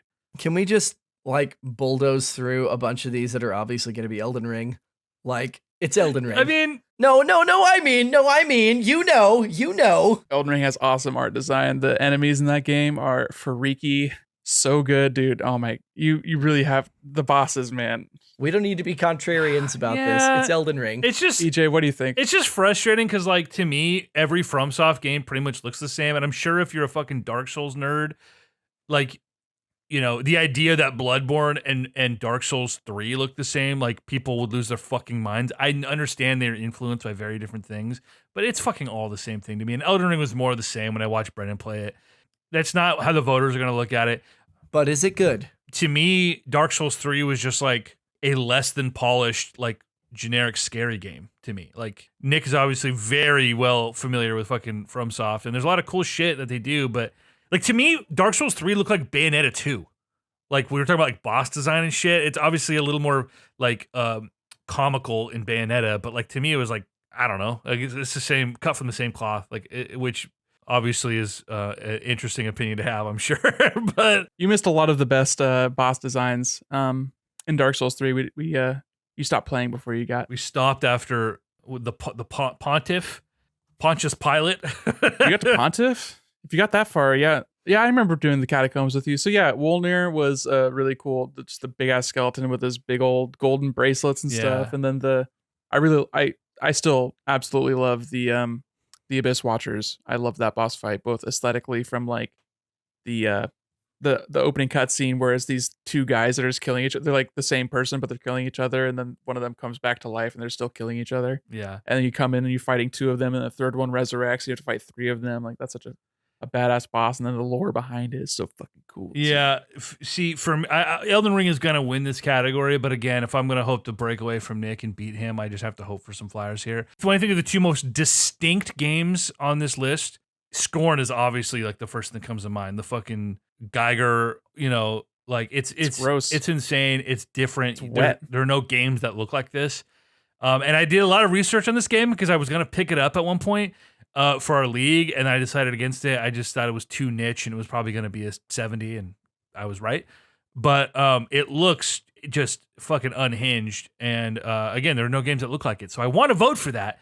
Even Horizon does things that you don't see in a lot of other video games. Horizon Forbidden West doesn't do anything that the first game didn't, so I would have a hard time voting for it here. But to me, again, Elden Ring looks like the other 5 games that have come out in this franchise, one of which was like last year. Demon Souls remake came out last year. And I'm sure, again, to a seasoned FromSoft fan, it's very ignorant to compare Elden Ring to Demon Souls, but especially since people didn't like the way that Blue Point changed some of the designs from the original. yeah, nobody ever likes changes. Yeah, I'm going to go Scorn here just to be different. Fuck it. It's going to be Elden Ring, but I like that you're sticking to trying to be different sometimes, though. I appreciate that. I don't have that kind of. I'm going for what I believe, not trying to be contrarian to Chris, which, you know, could bite me in the ass and let you pull ahead, but, you know, we'll see. Sure. Next up, we've got EJ's favorite category, or no, it's my favorite category, best narrative for outstanding storytelling and narrative development in a game. I saw your likes on fucking Andy Cortez's tweets about this shit. I know what this conversation is going to turn into. It doesn't have to. I mean, I can believe something and not believe that everyone else will follow that same thing too. I mean, it's for best narrative, we have for outstanding storytelling and narrative development in a game, and we have a Plague Tale Requiem, Elden Ring, God of War Ragnarok, Horizon Forbidden West, and Immortality. Well, Elden Ring's too obtuse. I'm ruling that out on face. I don't think that the lay person is going to approach that and go, wow, what a well-crafted narrative. I think all the From nerds are going to like jizz themselves going, holy fuck, look at the world building. But I don't think the common voter is going to share the same enthusiasm. If we're to believe EJ that God of War is more of a coda than a sequel, I'm not sure what to make of that. Remember, it has a 94 on OpenCritic, though, so clearly there are a lot of people who don't have my same thoughts on the sequel. Hey, Elden Ring has a 95 on OpenCritic. Yeah. What does that say about the narrative? I don't think it's for the narrative. I think it's for all the other stuff. There's enough little a narrative is a treat. Nobody remembered Horizon. Who cares? I don't know. I'm gonna go left field here, and I'm gonna give Immortality a shot. I just think that if we're really not if we're really not sold on God of War as being like truly a sequel in that it holds its own weight, it tells its own story, and it's more a continuation of the last game than it is its own self-contained story that builds on the last game, I don't see that as being enough. And I want to believe you, EJ. I want to believe you that it didn't hit you the way that you had hoped. I'm sure you are going to like fully disagree with me. The themes of this game, well, the themes of the game are really the same themes as the last game, just like much bigger. And they do a good job of like starting the characters in the place that they ended in the last game. But like they don't end in meaningfully different places. Like the problems that arise in God of War are like sort of natural to like they were climbing a ladder in the first game and they didn't get to the top, right? They're somewhere in the middle. They start somewhere in the middle in this game, but it's the same ladder they're climbing, right? There's nothing really new in the way of like character motivations or the problems of those interpersonal relationships. It's still like interesting and compelling, but it's the moments, the big set piece to set piece that is so much less cohesive. God of War is still going to win Best Narrative, unless like some weirdos who liked Plague Tale want to give it, some juice. But like it's God of War is going to win. It's got a 94. The only reason to play that game is because of the story. And I'm sure there are people out there who thought it was, just like Last of Us 2. Again, like I said to Nick this weekend, Last of Us 2 had all the fucking right ingredients. They just couldn't quite get them in the right order. God of War has sort of a similar problem. I do want to quickly, though, but we have two more categories to get to. But Nick, the tweet I referenced earlier, it was Andy Cortez talking about how a game doesn't need to be like a hold your hand linear path to like tell an interesting story. And we had sort of gotten into it about, you've said multiple times through the years that like you don't think a video game is capable of telling a good story. A traditional story. A story as defined by other mediums. Right, and people thought movies couldn't tell as good a story as a fucking stage play. And that turned out to obviously be crazy. So I think the way we tell stories evolves, and video games are so new, we're still figuring it out. And for me, the way Elden Ring tells its story, you could never come across a single piece of lore in that game and still beat it and still love it.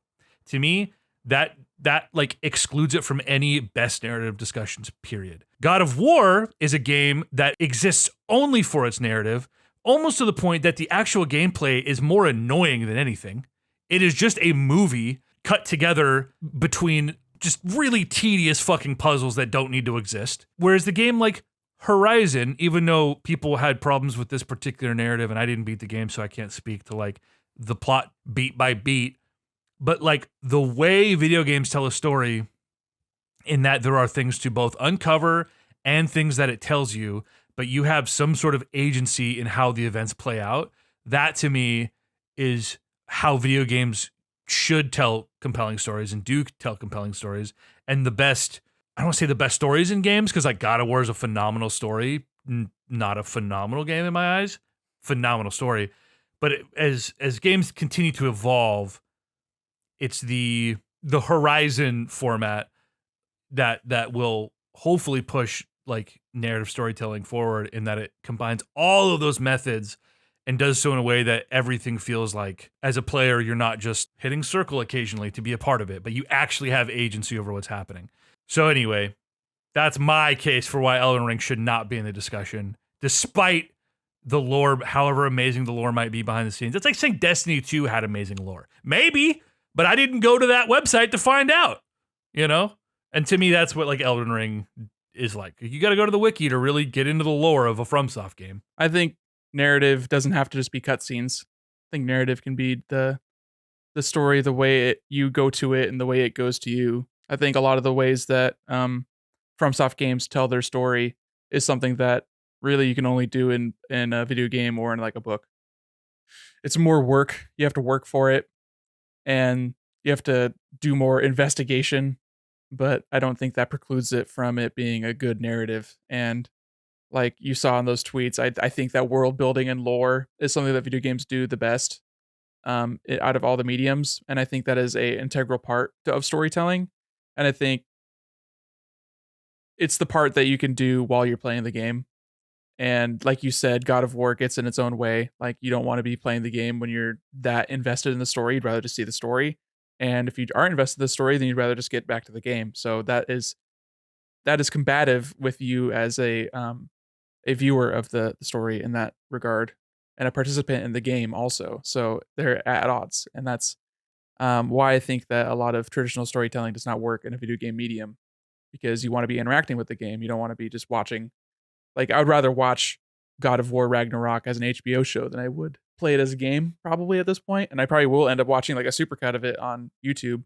And that's just where I'm at right now. Like, I'm sure if I was in a more accepting headspace, or was playing it in different circumstances, like at my own home, headphones on, that kind of thing, I might be able to get more engrossed in it. But just over at your place over the weekend, it was just like, this is fine, but I'm just not feeling this right now, which, that happens. Elden Ring does have a really fantastic world, and I don't know how, obviously it was part of the marketing for it to be a George R.R. Martin joint, and it's impossible to tell how much of that is from his influence, but there is a lot of George R.R. Martin influence in the political factions and the family drama. There's so much goddamn family drama in this game. It's like a person who married a god, but then married a different god, because it's all this kind of crap. It's very like Roman pantheon mixed with Gaelic sort of mythology and fairy tales, and it's really cool. I love it. It's got a great vibe, but it's not going to win Best Narrative, because God of War is going to win Best Narrative because people love the cutscenes, and that's what I'm going to say that it's going to win. The idea that you can have all of those components and create a phenomenal world, and like world building is different than narrative. I think you can't have a good narrative without world building, though. Oh, I agree, but you can have great world building and fucking trash narrative. I was just going to say, like, obtusity does not a good narrative make. And I think that for the vast majority of people, having to like comb way the fuck over a game to uncover crumbs of narrative is just not appealing. And I'm not saying that people are wrong for wanting that. I'm not saying that it doesn't mean that they haven't created a good world. But like EJ just said, world building and narrative, that's not a 1-to-1 ratio. I think it does Elden Ring a disservice by saying that it is the typical FromSoft. Oh, it's hard to follow the narrative because you have to read item descriptions. I think that is a little bit short-sighted and doesn't really delve into the things that it does do really well with its characterization and its voice acting. I think it has the best voice acting out of a lot of games that came out this year. I mean, it's hard to compete with God of War because they have the motion capture and the intense sort of small scale scenes that they can really just eat up the entire It's a framing. movie. It's got cinematography. I don't think Elden Ring really has cinematography outside of like boss cutscenes, but its voice acting is still like top notch. It is amazingly performed. Sure. And the characters are awesome and lovable and memorable, and those are all in particular part of the narrative, is these characters that you're also on a journey with, and how you meet them and interact with them, and you're finding small stories that build up to a larger story and your role in this world, and like what the lore and the world building is. But it's not just that, it's just that it excels in that because it's a video game as video game. And I don't know, that was just my point, is that it has good narrative as well as its 10 out of 10 world building. Sure. And I think that those things can be true, and then it's also true that like it probably doesn't have a better narrative than like most of the games on this list. But and that's not like, it's not to diminish what Elden Ring did or does, but like I think it's especially easy to like draw those things out when you're comparing it to other FromSoft games. Like, yeah, I'm sure Right. it does have the best all those things.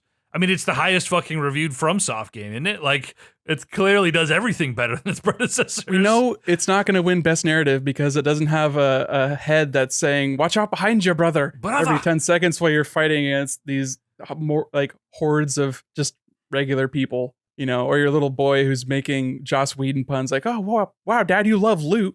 Like, we never leave anywhere without getting all the treasure chests. That's, it's fantastic narrative right there. Wait until we fucking talk about God of War. I'm going to go in on how colloquially all these fucking characters talk in this medieval world. It bothers the shit out of me. Oh, and God. such a degree in this game. But anyway. Okay, sorry for pulling that out of you, EJ. I just wanted to, I had to snipe at you just a little bit to make myself feel better. Moving along to our final two categories. We have Best Game Direction, which is another Game of the Year light award with these Best Game Direction, awarded for outstanding creative vision and innovation in game direction and design, with nominees Elden Ring, God of War Ragnarok, Horizon Forbidden West, Immortality, and Stray. Creative vision and innovation in game direction and design. I'm going to keep it simple. It's got to be Elden Ring. I just like the George R.R. Martin thing gives it such a sexy factor. I'm sorry. It by all accounts seems to be a well-realized world. God of War is great. It is. I just feel like uniqueness, originality goes a long way in the award circuit in any medium. I don't see any of the other ones. I don't see Horizon's kind of like the bridesmaid of the AAA titles this year. Immortality, For sure, yes. I mean, I don't think it has the staying power. Stray, I don't think it has the staying power. We all know it's going to be Elden Ring. I don't love that it's going to be Elden Ring necessarily, having not played some of the other games, but it just seems easy to me. It just seems easy to me.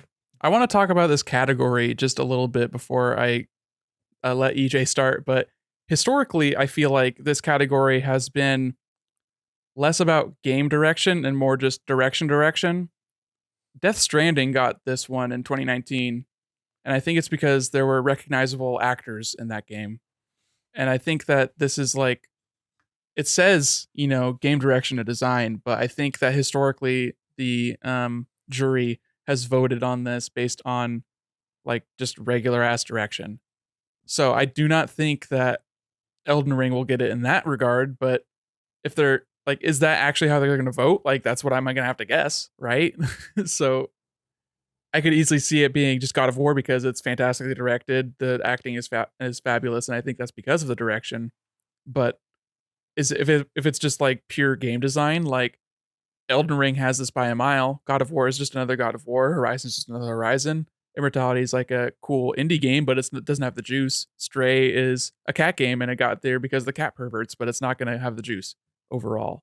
So I don't know. It really does depend on how the jury votes on this category. If they're voting it based on the actual description of the category, or if they're voting on it based on the best game in the category, or if they're voting on it because they see the word direction and they think directors.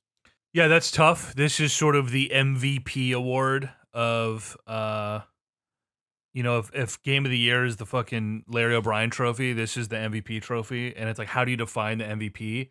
Is it the player with the best stats? Is it the player who led his team to the best record? Is it the player who has the biggest impact, like qualitatively, on his respective team? There's so many ways to look at that award. And there's not a lot of historical data saying that it goes one way or the other based on the winner of this category is always nominated for Game of the Year also, but it is not always the winner of Game of the Year. I know that you just said something semi to the contrary, Nick, but it feels a little bit like Best Director at the Oscars, which has become, and I hate this, and I don't agree with this, and I do not agree with this, that it's become a de facto Best Picture coronation. Second place. Well, not even that, is it just like Best Picture again. Exactly that it's like, oh, well, you directed what we think is, the best movie of the year, so you must be the best director of the year.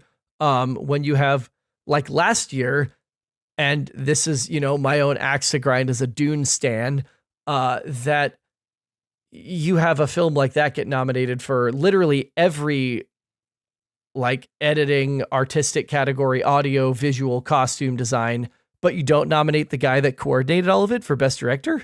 Like, yeah, it's pretty crazy. People don't understand what direction is. They just think that, oh, this is a good product. The director must have been the direct result of that, which isn't necessarily always the case. Like Jane Campion, go fuck yourself. Like, you were not the best director of a film last year, but The Power of the Dog was considered the front runner. So I don't see how this is that different. I don't think people are capable of separating, oh, you did this thing as the person steering the vision of the game, as opposed to, oh, you made a really good game, you must be very good at your job. And let me also interject really quick, because I did say that it is not always 1-to-1, but I think it may have just been two like outliers, because I'm looking last year, 2021, Best Game Direction went to Deathloop, and then Game of the Year went to It Takes Two. Year before, Last of Us Part 2 got both. 2019, Death Stranding got Best Game Direction, but Sekiro got Game of the Year. Year before that, 2018, God of War got both Best Game Direction and Game of the Year. 2017, Zelda got Game of the Year and Best Game Direction. 2016, Overwatch got Game of the Year and Best Game Direction. So really, who knows what the category actually means? To me, if you were looking at strictly like game mechanics, like Elden Ring by a mile. It's got way more compelling combat, but game direction is the scope of a game director's job is so much bigger than like a film director's job. Like realistically, they're similar, but on a movie set, like your first producer is probably more important to how a movie ends up looking and feeling than the director. Most of the time, he's getting paid more money. He's overseeing everything. And they have a lot of other producers who are the guys who do the quote unquote grunt work, even though they all get paid more than the director. But the director is in most cases responsible for a pretty small slice of what happens with like the actors on set. A game director is overseeing every little facet, everything that comes out of every different art department. And he's in there trying to like, I mean, he's on the creative side, but he's also on the technical side. I mean, it's just it's a crazy scope. And so to me, I look at Elden Ring, which is a pretty I don't want to offend anybody here, so I got to choose my words carefully. It's a much less varied experience than something like God of War creatively. God of War has an incredible number of very diverse environments. You know, Elden Ring probably has much more diverse and distinct boss variety in designs. And so I'm trying to just like take the literal directing out of it, like the performances, which is obviously no small part of this equation. But like, yeah, from an art perspective, there's just so much more to juggle in a game like God of War, is, you know, having to come up with 9 different distinct worlds essentially that have to like not do what those other worlds are doing in that same game and be memorable, you know, in a way that like that I didn't think the first game even accomplished. I think everything about the world design and the art direction of the second game is better than the first game. I can see that. And so anyway, that's a big factor. But it's hard to ignore that they just made a 17-hour film that would win awards in its own right as a fucking film. And that is such a huge part of it, and dealing with the personalities and literally directing. And so, yeah, if you want to split hairs and say, well, that's not video games, unfortunately for you, it is, and is a big part of how people enjoy certain kinds of games. No, I totally agree. I'm saying, like, I do like agree with you that game direction is more than just the gameplay, obviously, but I'm just looking at the historical sort of how things have fallen in the past and seeing Death Stranding get best game direction when Sekiro was also nominated for that category, but it won Game of the Year, but not that one. That's like, right. Crazy. So it is obviously more than just like make the actors do things in a room. Like, yeah, that's God of War does that fabulously. Horizon did that really, really well this year too. Like, from everything I've heard about Horizon is that it actually upped the scope, and its cutscenes with NPCs, like less important characters, all felt still really important. Everyone was mocapped. It was really wonderful. It was like if Skyrim had a 2022 style budget, like that's what it could be, is that like scope and that well written and all that kind of stuff. But I just don't think Horizon was liked enough to be like winning this category. So then it's just between God of War and Elden Ring, and it's tough. It's really tough. I think it's going to probably go Elden Ring just because it's going to sweep Game of the Year. It's going to win Game of the Year handily. And I think it also bleeds over into this because people really, really love their first like dalliance and enjoyment of a FromSoft game because it's not like so unique. It's not like the second coming of Christ, you know, it's just a really, really good game, and it does things that a lot of AAA games don't do. Like, it does not hold your hand. You have an adventure. It's an adventure. You don't really go on your own adventure in God of War. You go on Kratos' adventure. In Elden Ring, you go on your adventure. And I think that is a more personal sort of attachment that people will get with a game like Elden Ring. So I think that that's bleeds so over into this. Because of the lack of like structured narrative in a game like Elden Ring. Like, you're not making choices. You are. in like side quests, and you have different game ending. I mean, it's an RPG. You have a million choices, but it's more in what build am I doing? Am I going to be a mage? Am I going to be doing a sword build? Mechanically, you have a lot of different choices in the way you pursue quests. But a lot of that is like, it's optional. It is totally, if you find it, then cool. If you don't find it, you miss it. Right. And that makes it more mysterious and more interesting when you do find it, because you're like, oh my God, I stumbled across this thing. And then it turns into the meta narrative. It turns into the water cooler moments where when I was playing this game, everyone in a Discord group I was in was playing this game. There was 12 of us basically playing this game at, various similar paces, but people were beating the game really quickly. People were doing every single thing that they could do. And it was just like, oh my God, did you see this? Did you know about this? It's like, I didn't find that place until 60 hours into this game, and you found it 10 hours in.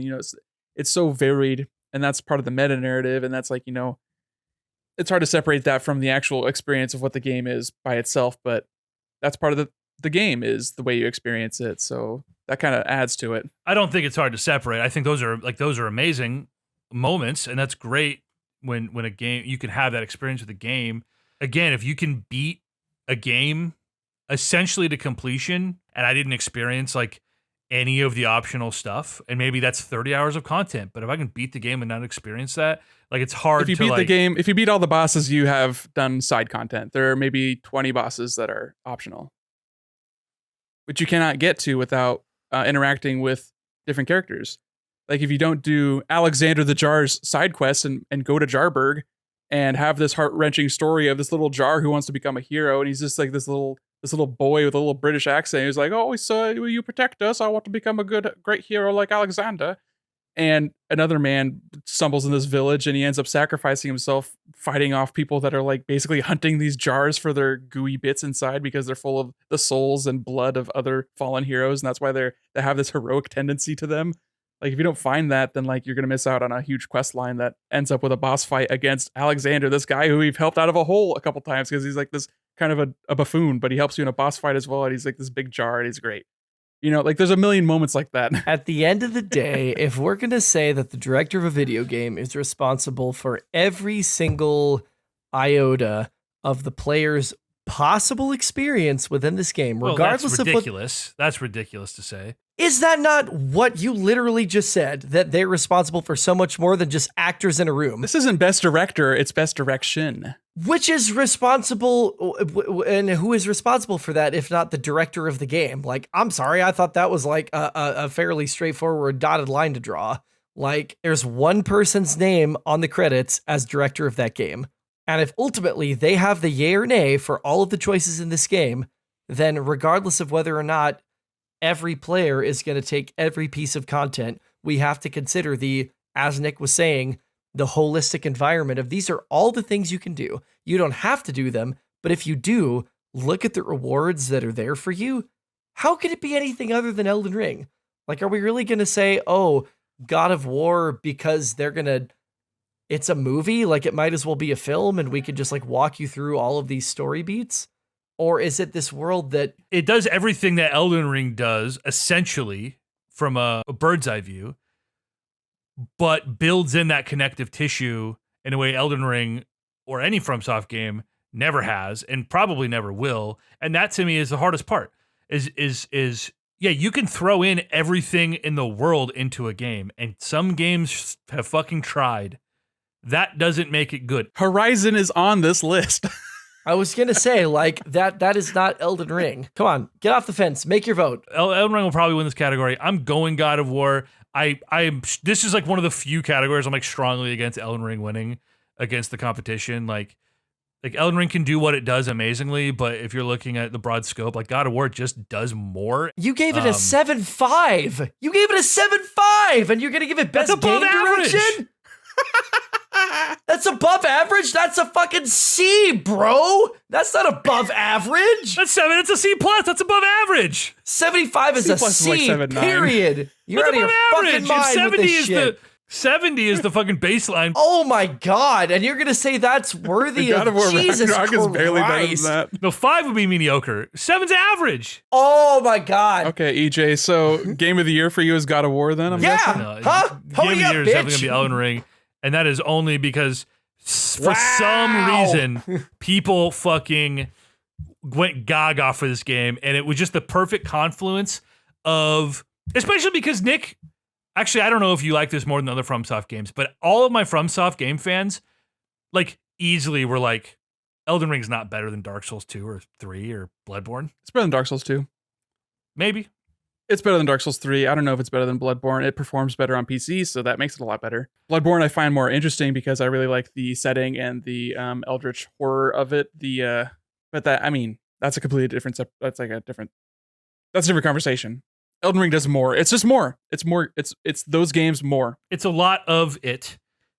And if you're there to just go fucking fight things, you're definitely gonna fight things. EJ, I love when you're just so contrarian and you're like trying your best not to be like dismissive and put things down, but you do it with every single breath you take. It is a true knack that you have perfected over your 30-something odd years on this planet. You know, we were talking about our toxic traits this weekend, and you know, it's just it's coming through full force right now, and I'm just like, I'm really in my feels, and I just wanted to say thank you, and I appreciate you. Oh my god. Thank you for getting me this animated, EJ. I'll jump in on this bandwagon. I didn't have like one moment of like, are you kidding me? Until then, so thank you. Also, Elden Ring's Game of the Year. Put me down for that. Oh, it is. Yeah, same. It is. Yeah, it is. I mean, It we all it was fucking just universally know. beloved. We all know. It will be a shock if it wasn't. Yeah, let me really quick, just so I have like everything read out. I do want to read the nominees for Game of the Year as well. It is, what is it? It's a Plague Tale, Requiem, God of War Ragnarok, Horizon Forbidden West, Xenoblade Chronicles 2 or 3, Strangely Stray, and then Elden Ring. Like, that is a very strange bunch, I would say, for this past year in video games, for those 6 to be the ones that floated to the top. I'm not mad about it. I really liked 2 of those games, the 2 that I played. And it's just Stray. How did that get there? That's weird, right? It's Sony lobbying for it, really. I mean, at the end of the day, Yeah. like, it's relationships made that happen. Like, of all the games, how is Stray up here and like Kirby isn't? You know? Big facts. Yeah, it's just money. Handshakes. Yeah, it's weird. Like, I would have expected Kirby before Xenoblade. That's huge for me. Like, that's really great. But Kirby, I think, would have fit on this list just as easily. And then Stray, swap out any of the other best indie, like, you know, noms. It's the same reason why Coda won Best Picture last year, because Apple had a fuckload of money to advertise it. That is the only reason that was Best Picture at the Oscars last year.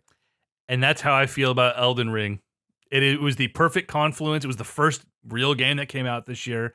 And the marketing, they just hit a fucking niche that, like, my brother played Elden Ring. He hasn't played a brand new video game since Skyrim.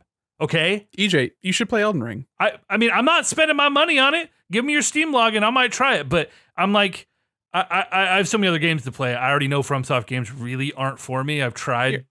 Go to thepiratebay.org and then just get it yourself. Elden Ring's, by all accounts, a great game, as are all FromSoft games. That is great. How it became such a cultural fucking phenomenon the way it did. I mean, George R.R. Martin obviously had something to do with it, even post Game of Thrones disaster. It was the first game that came out this year, you know, on next-gen consoles that are starved for fucking next-gen experiences. It was huge and it was great. Just hit at the right time. And that's why if this game came out 6 months later. Dude, you're tripping. I want to say they gave sales numbers.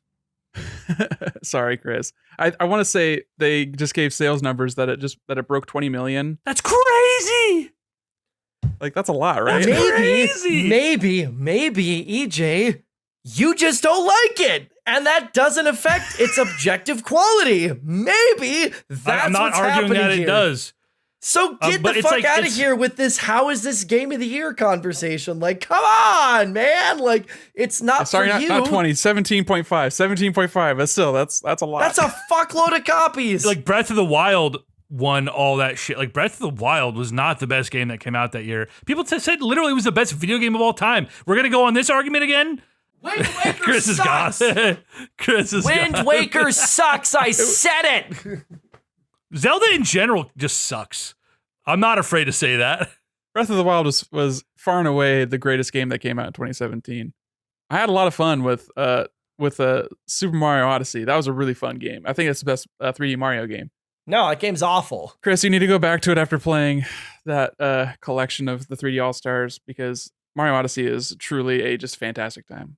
Joyous. Love the music, love the locations. The fact that it's better than Mario Galaxy doesn't mean it's a 10 out of 10. It means it's better than a bad game. Like, I'm sorry, I'm not doing this. Like, it's got problems.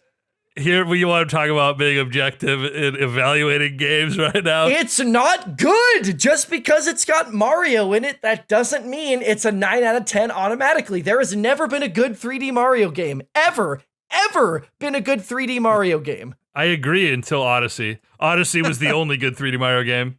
And if you replaced him with like any character, still all a of them good have game. bad cameras. They've got good, mid to good music at best. They've got bad cameras. The mechanics for navigating the world in 3D Mario ranges from god-awful to manageable at best. It doesn't work. It doesn't work. It's not even the best platformer on the market. Chris, you just have to admit that just because you don't like it doesn't mean that they're objectively bad. Don't you say my fucking words to me. Don't you say to me what I said to him. I love it. I love it. I have to pull you down to earth before you go full tilt, because I love it. I was on the way to a meltdown. I was like, I'm not doing this fucking Breath of the Wild fight again. I'm not doing it, but I did, and thank you. You got dragged in. I'm back. It's fine. You got, dude. I'm here. It's good. I'm good. Chris, what you said today, expectations are really the problem in how people evaluate their experiences. And I think that goes both ways. If you have high expectations for something, it could totally ruin them for you. It's like why people thought Legend Arceus was good. Oh, it's such a step forward for the Pokemon franchise. If that was any other RPG mainline fucking title that people love, it would have been fucking buried. But because it's Pokemon and it's Nintendo, everyone's, it's such a step forward. Oh, anyway, those are fun conversations to have. Elden Ring is a great game. All the FromSoft games are great games. I've played 3 of them actually. I know you played 3. I played 3 with you. I know you played Bloodborne. Yeah, I mean, the FromSoft games are fantastic. Elden Ring's gonna finally get some extra flowers. I know Sekiro got Game of the Year, but that was like just a weird soft year, and that was like a weird spin-off Activision published, not RPG FromSoft game. It's like a very strange kind of scenario that game thrived in. But yeah, Elden Ring, dude. Elden Ring, goaty. It'll definitely win. Goaty for shouty. It'll definitely win. How big of an upset will it be if, for some reason, it doesn't? I mean, it will, but for some reason, God of War wins and starts sweeping categories. Like, how fucking irate will the internet be? Yeah, people will be mad. That's true. Yeah, the FromSoft corner will melt down. Yeah. I said it myself. There are plenty of categories in which God of War will get its flowers. Best action adventure, it's going to win. Best audio design, I think it's going to win. Best narrative, I think it's got it. And then Chris Judge, he's going to have that acceptance speech for best performance, and he's going to be crying because of you remember that? Was that last year where he was like talking about how he's like, oh, I'm the reason why God of War is taking so long. I had this bad injury. I like tore my like got in a car accident, got all fucked up, and I couldn't do my motion capture. And he was just like bearing his soul on Twitter. So that's going to be a big emotional, that like seeing the culmination of his efforts and all this kind of stuff. I mean, that's going to be good. It's going to go to him. It has to. And it should. So. He's phenomenal. Hell yeah. I agree. The problem is with these awards, and we've seen it before, is like, what's the year that Red Dead won everything? 2018, yeah. 2018. God of War year. And oh god. They didn't win Game of the Year. God of War got Game of the Year. Right. So Red Dead only won performance and maybe music? I think it got music. Best narrative, it got best narrative. Yeah. There are times best that score. You just look at it, the Breath of the Wild year, so many like oh yeah. It just so these awards, they're hard to predict. Hey, but you know what? Something for you. Cuphead got best art direction in 2017 against Legend of Zelda Breath of the Wild. It should have. Yeah, like the things can still come through even though there's like a clear winner for Game of the Year. Like best music went to Nier Automata that year. Best audio design did go to Hellblade, And on that note, Chris has a Blazer game to get to. I do, but a big tip of the glass to all of the nominees. They deserve. He's not even talking into the mic right now. A big tip of the I forgot in what medium we work, okay? I'm used to doing it live, He's Limbaugh hammered style. A big tip of the glass to all of these nominees. They deserve to be here. They deserve to be where they are. We should all be so lucky as to be a part of or to experience the higher levels of excellence when it comes to video games. Cheers to you. I hope to God I win this pool because God knows I need the bragging rights. I'm losing the Fantasy Critic League. I don't want to talk about it. But thanks to you all. Can't wait to start God of War tonight. Really quick before we get out of here, because I mean, I don't know if we want to be recording soon again, but Game Awards, it's only like maybe 30% awards. There's probably gonna be like announcements, right? Like, should we talk about that too? Should we like bare our hearts and souls and our hopes and dreams, or are we just gonna like just take it as it is? Is that what we do now? There's still a chance. There's still a chance. There is a chance. It's not coming out this year. I agree. River City Girls 2, though, is. We could get a release date. I mean, I don't know. It could be like, hey, check us out, June. Maybe like a most likely and then a Cloud9, like it's something we expect to see and something in our wildest dreams we hope to see, just to coda this episode. Like Prime 4. There will be nothing exciting from Nintendo. However, we will get Horizon DLC. Mm-hmm. My Cloud9 is, let's just go Reggie having something to do with Mother 3 release. You just said no Nintendo. You literally just said there's gonna be no Nintendo. Then you turn around and say it's the Cloud9. Nintendo. It's the fucking dream that isn't gonna happen. I want Reggie to show up and make some fucking joke about Mother 3 and then actually reveal Mother 3 for Nintendo. That'd be tight. It wouldn't happen, but that's my fucking pie in the sky, okay? Did you like Mother 3? You like that game? Yes. Nick, what about you? Yeah, that's kind of surprising. I think it is not outside the realm of possibility to see Prime 4. I also think it's not outside the realm of possibility to see Hollow Knight Silksong. I think those are two of my most anticipated games that are unknown quantities at this point. Tears of the Kingdom is still fairly unknown, but it has release date, and then we know we're gonna get like a really bombastic trailer early next year, and I'm gonna be really stoked, and that's gonna be a great game. Besides that, I can't really foresee what would be the thing that like I really want. So I want to be surprised. I want to see something that like really catches my attention. I think that would be really fantastic. What do I expect? I don't expect anything from Nintendo, like EJ said, and like I said earlier, where Reggie, I think, was the relationship that Jeff had that allowed him to really pull in those sort of marketing beats, those co-marketing beats with the cool reveals. The Joker reveal for Smash Bros was like really hype. It was really cool. It was a really cool moment. Like, you didn't have to be invested in the game franchise to think that was a cool moment. Like, I found that very intense and exciting. I love Smash reveals though. That's like a special beast, and it's sad that that's over. So, maybe something new from Sakurai, maybe his next project that's like outside of Smash. I mean, he's still a game developer. I know he's a goddamn millionaire and can just hang out and do YouTube videos for all his life, but he loves making video games, as is clear from his YouTube channel. So it'd be really cool to see a new Sakurai project as well. I think that's not outside the possibility. We're just going to see some weirdo Hideo Kojima project announcement. That's Please, going to happen. Dude. Fuck, I hate Hideo Kojima. Get out of here. Fucking Hideo. I'm so sick of that dude. I'm sick of his... That's another pod for another time. I do not bring him to my Game Awards. I do not need more Kojima. A weird take, but I'll accept it. Chris? Most likely we will see an update on one of the Star Wars projects in development. I think that it's been enough time.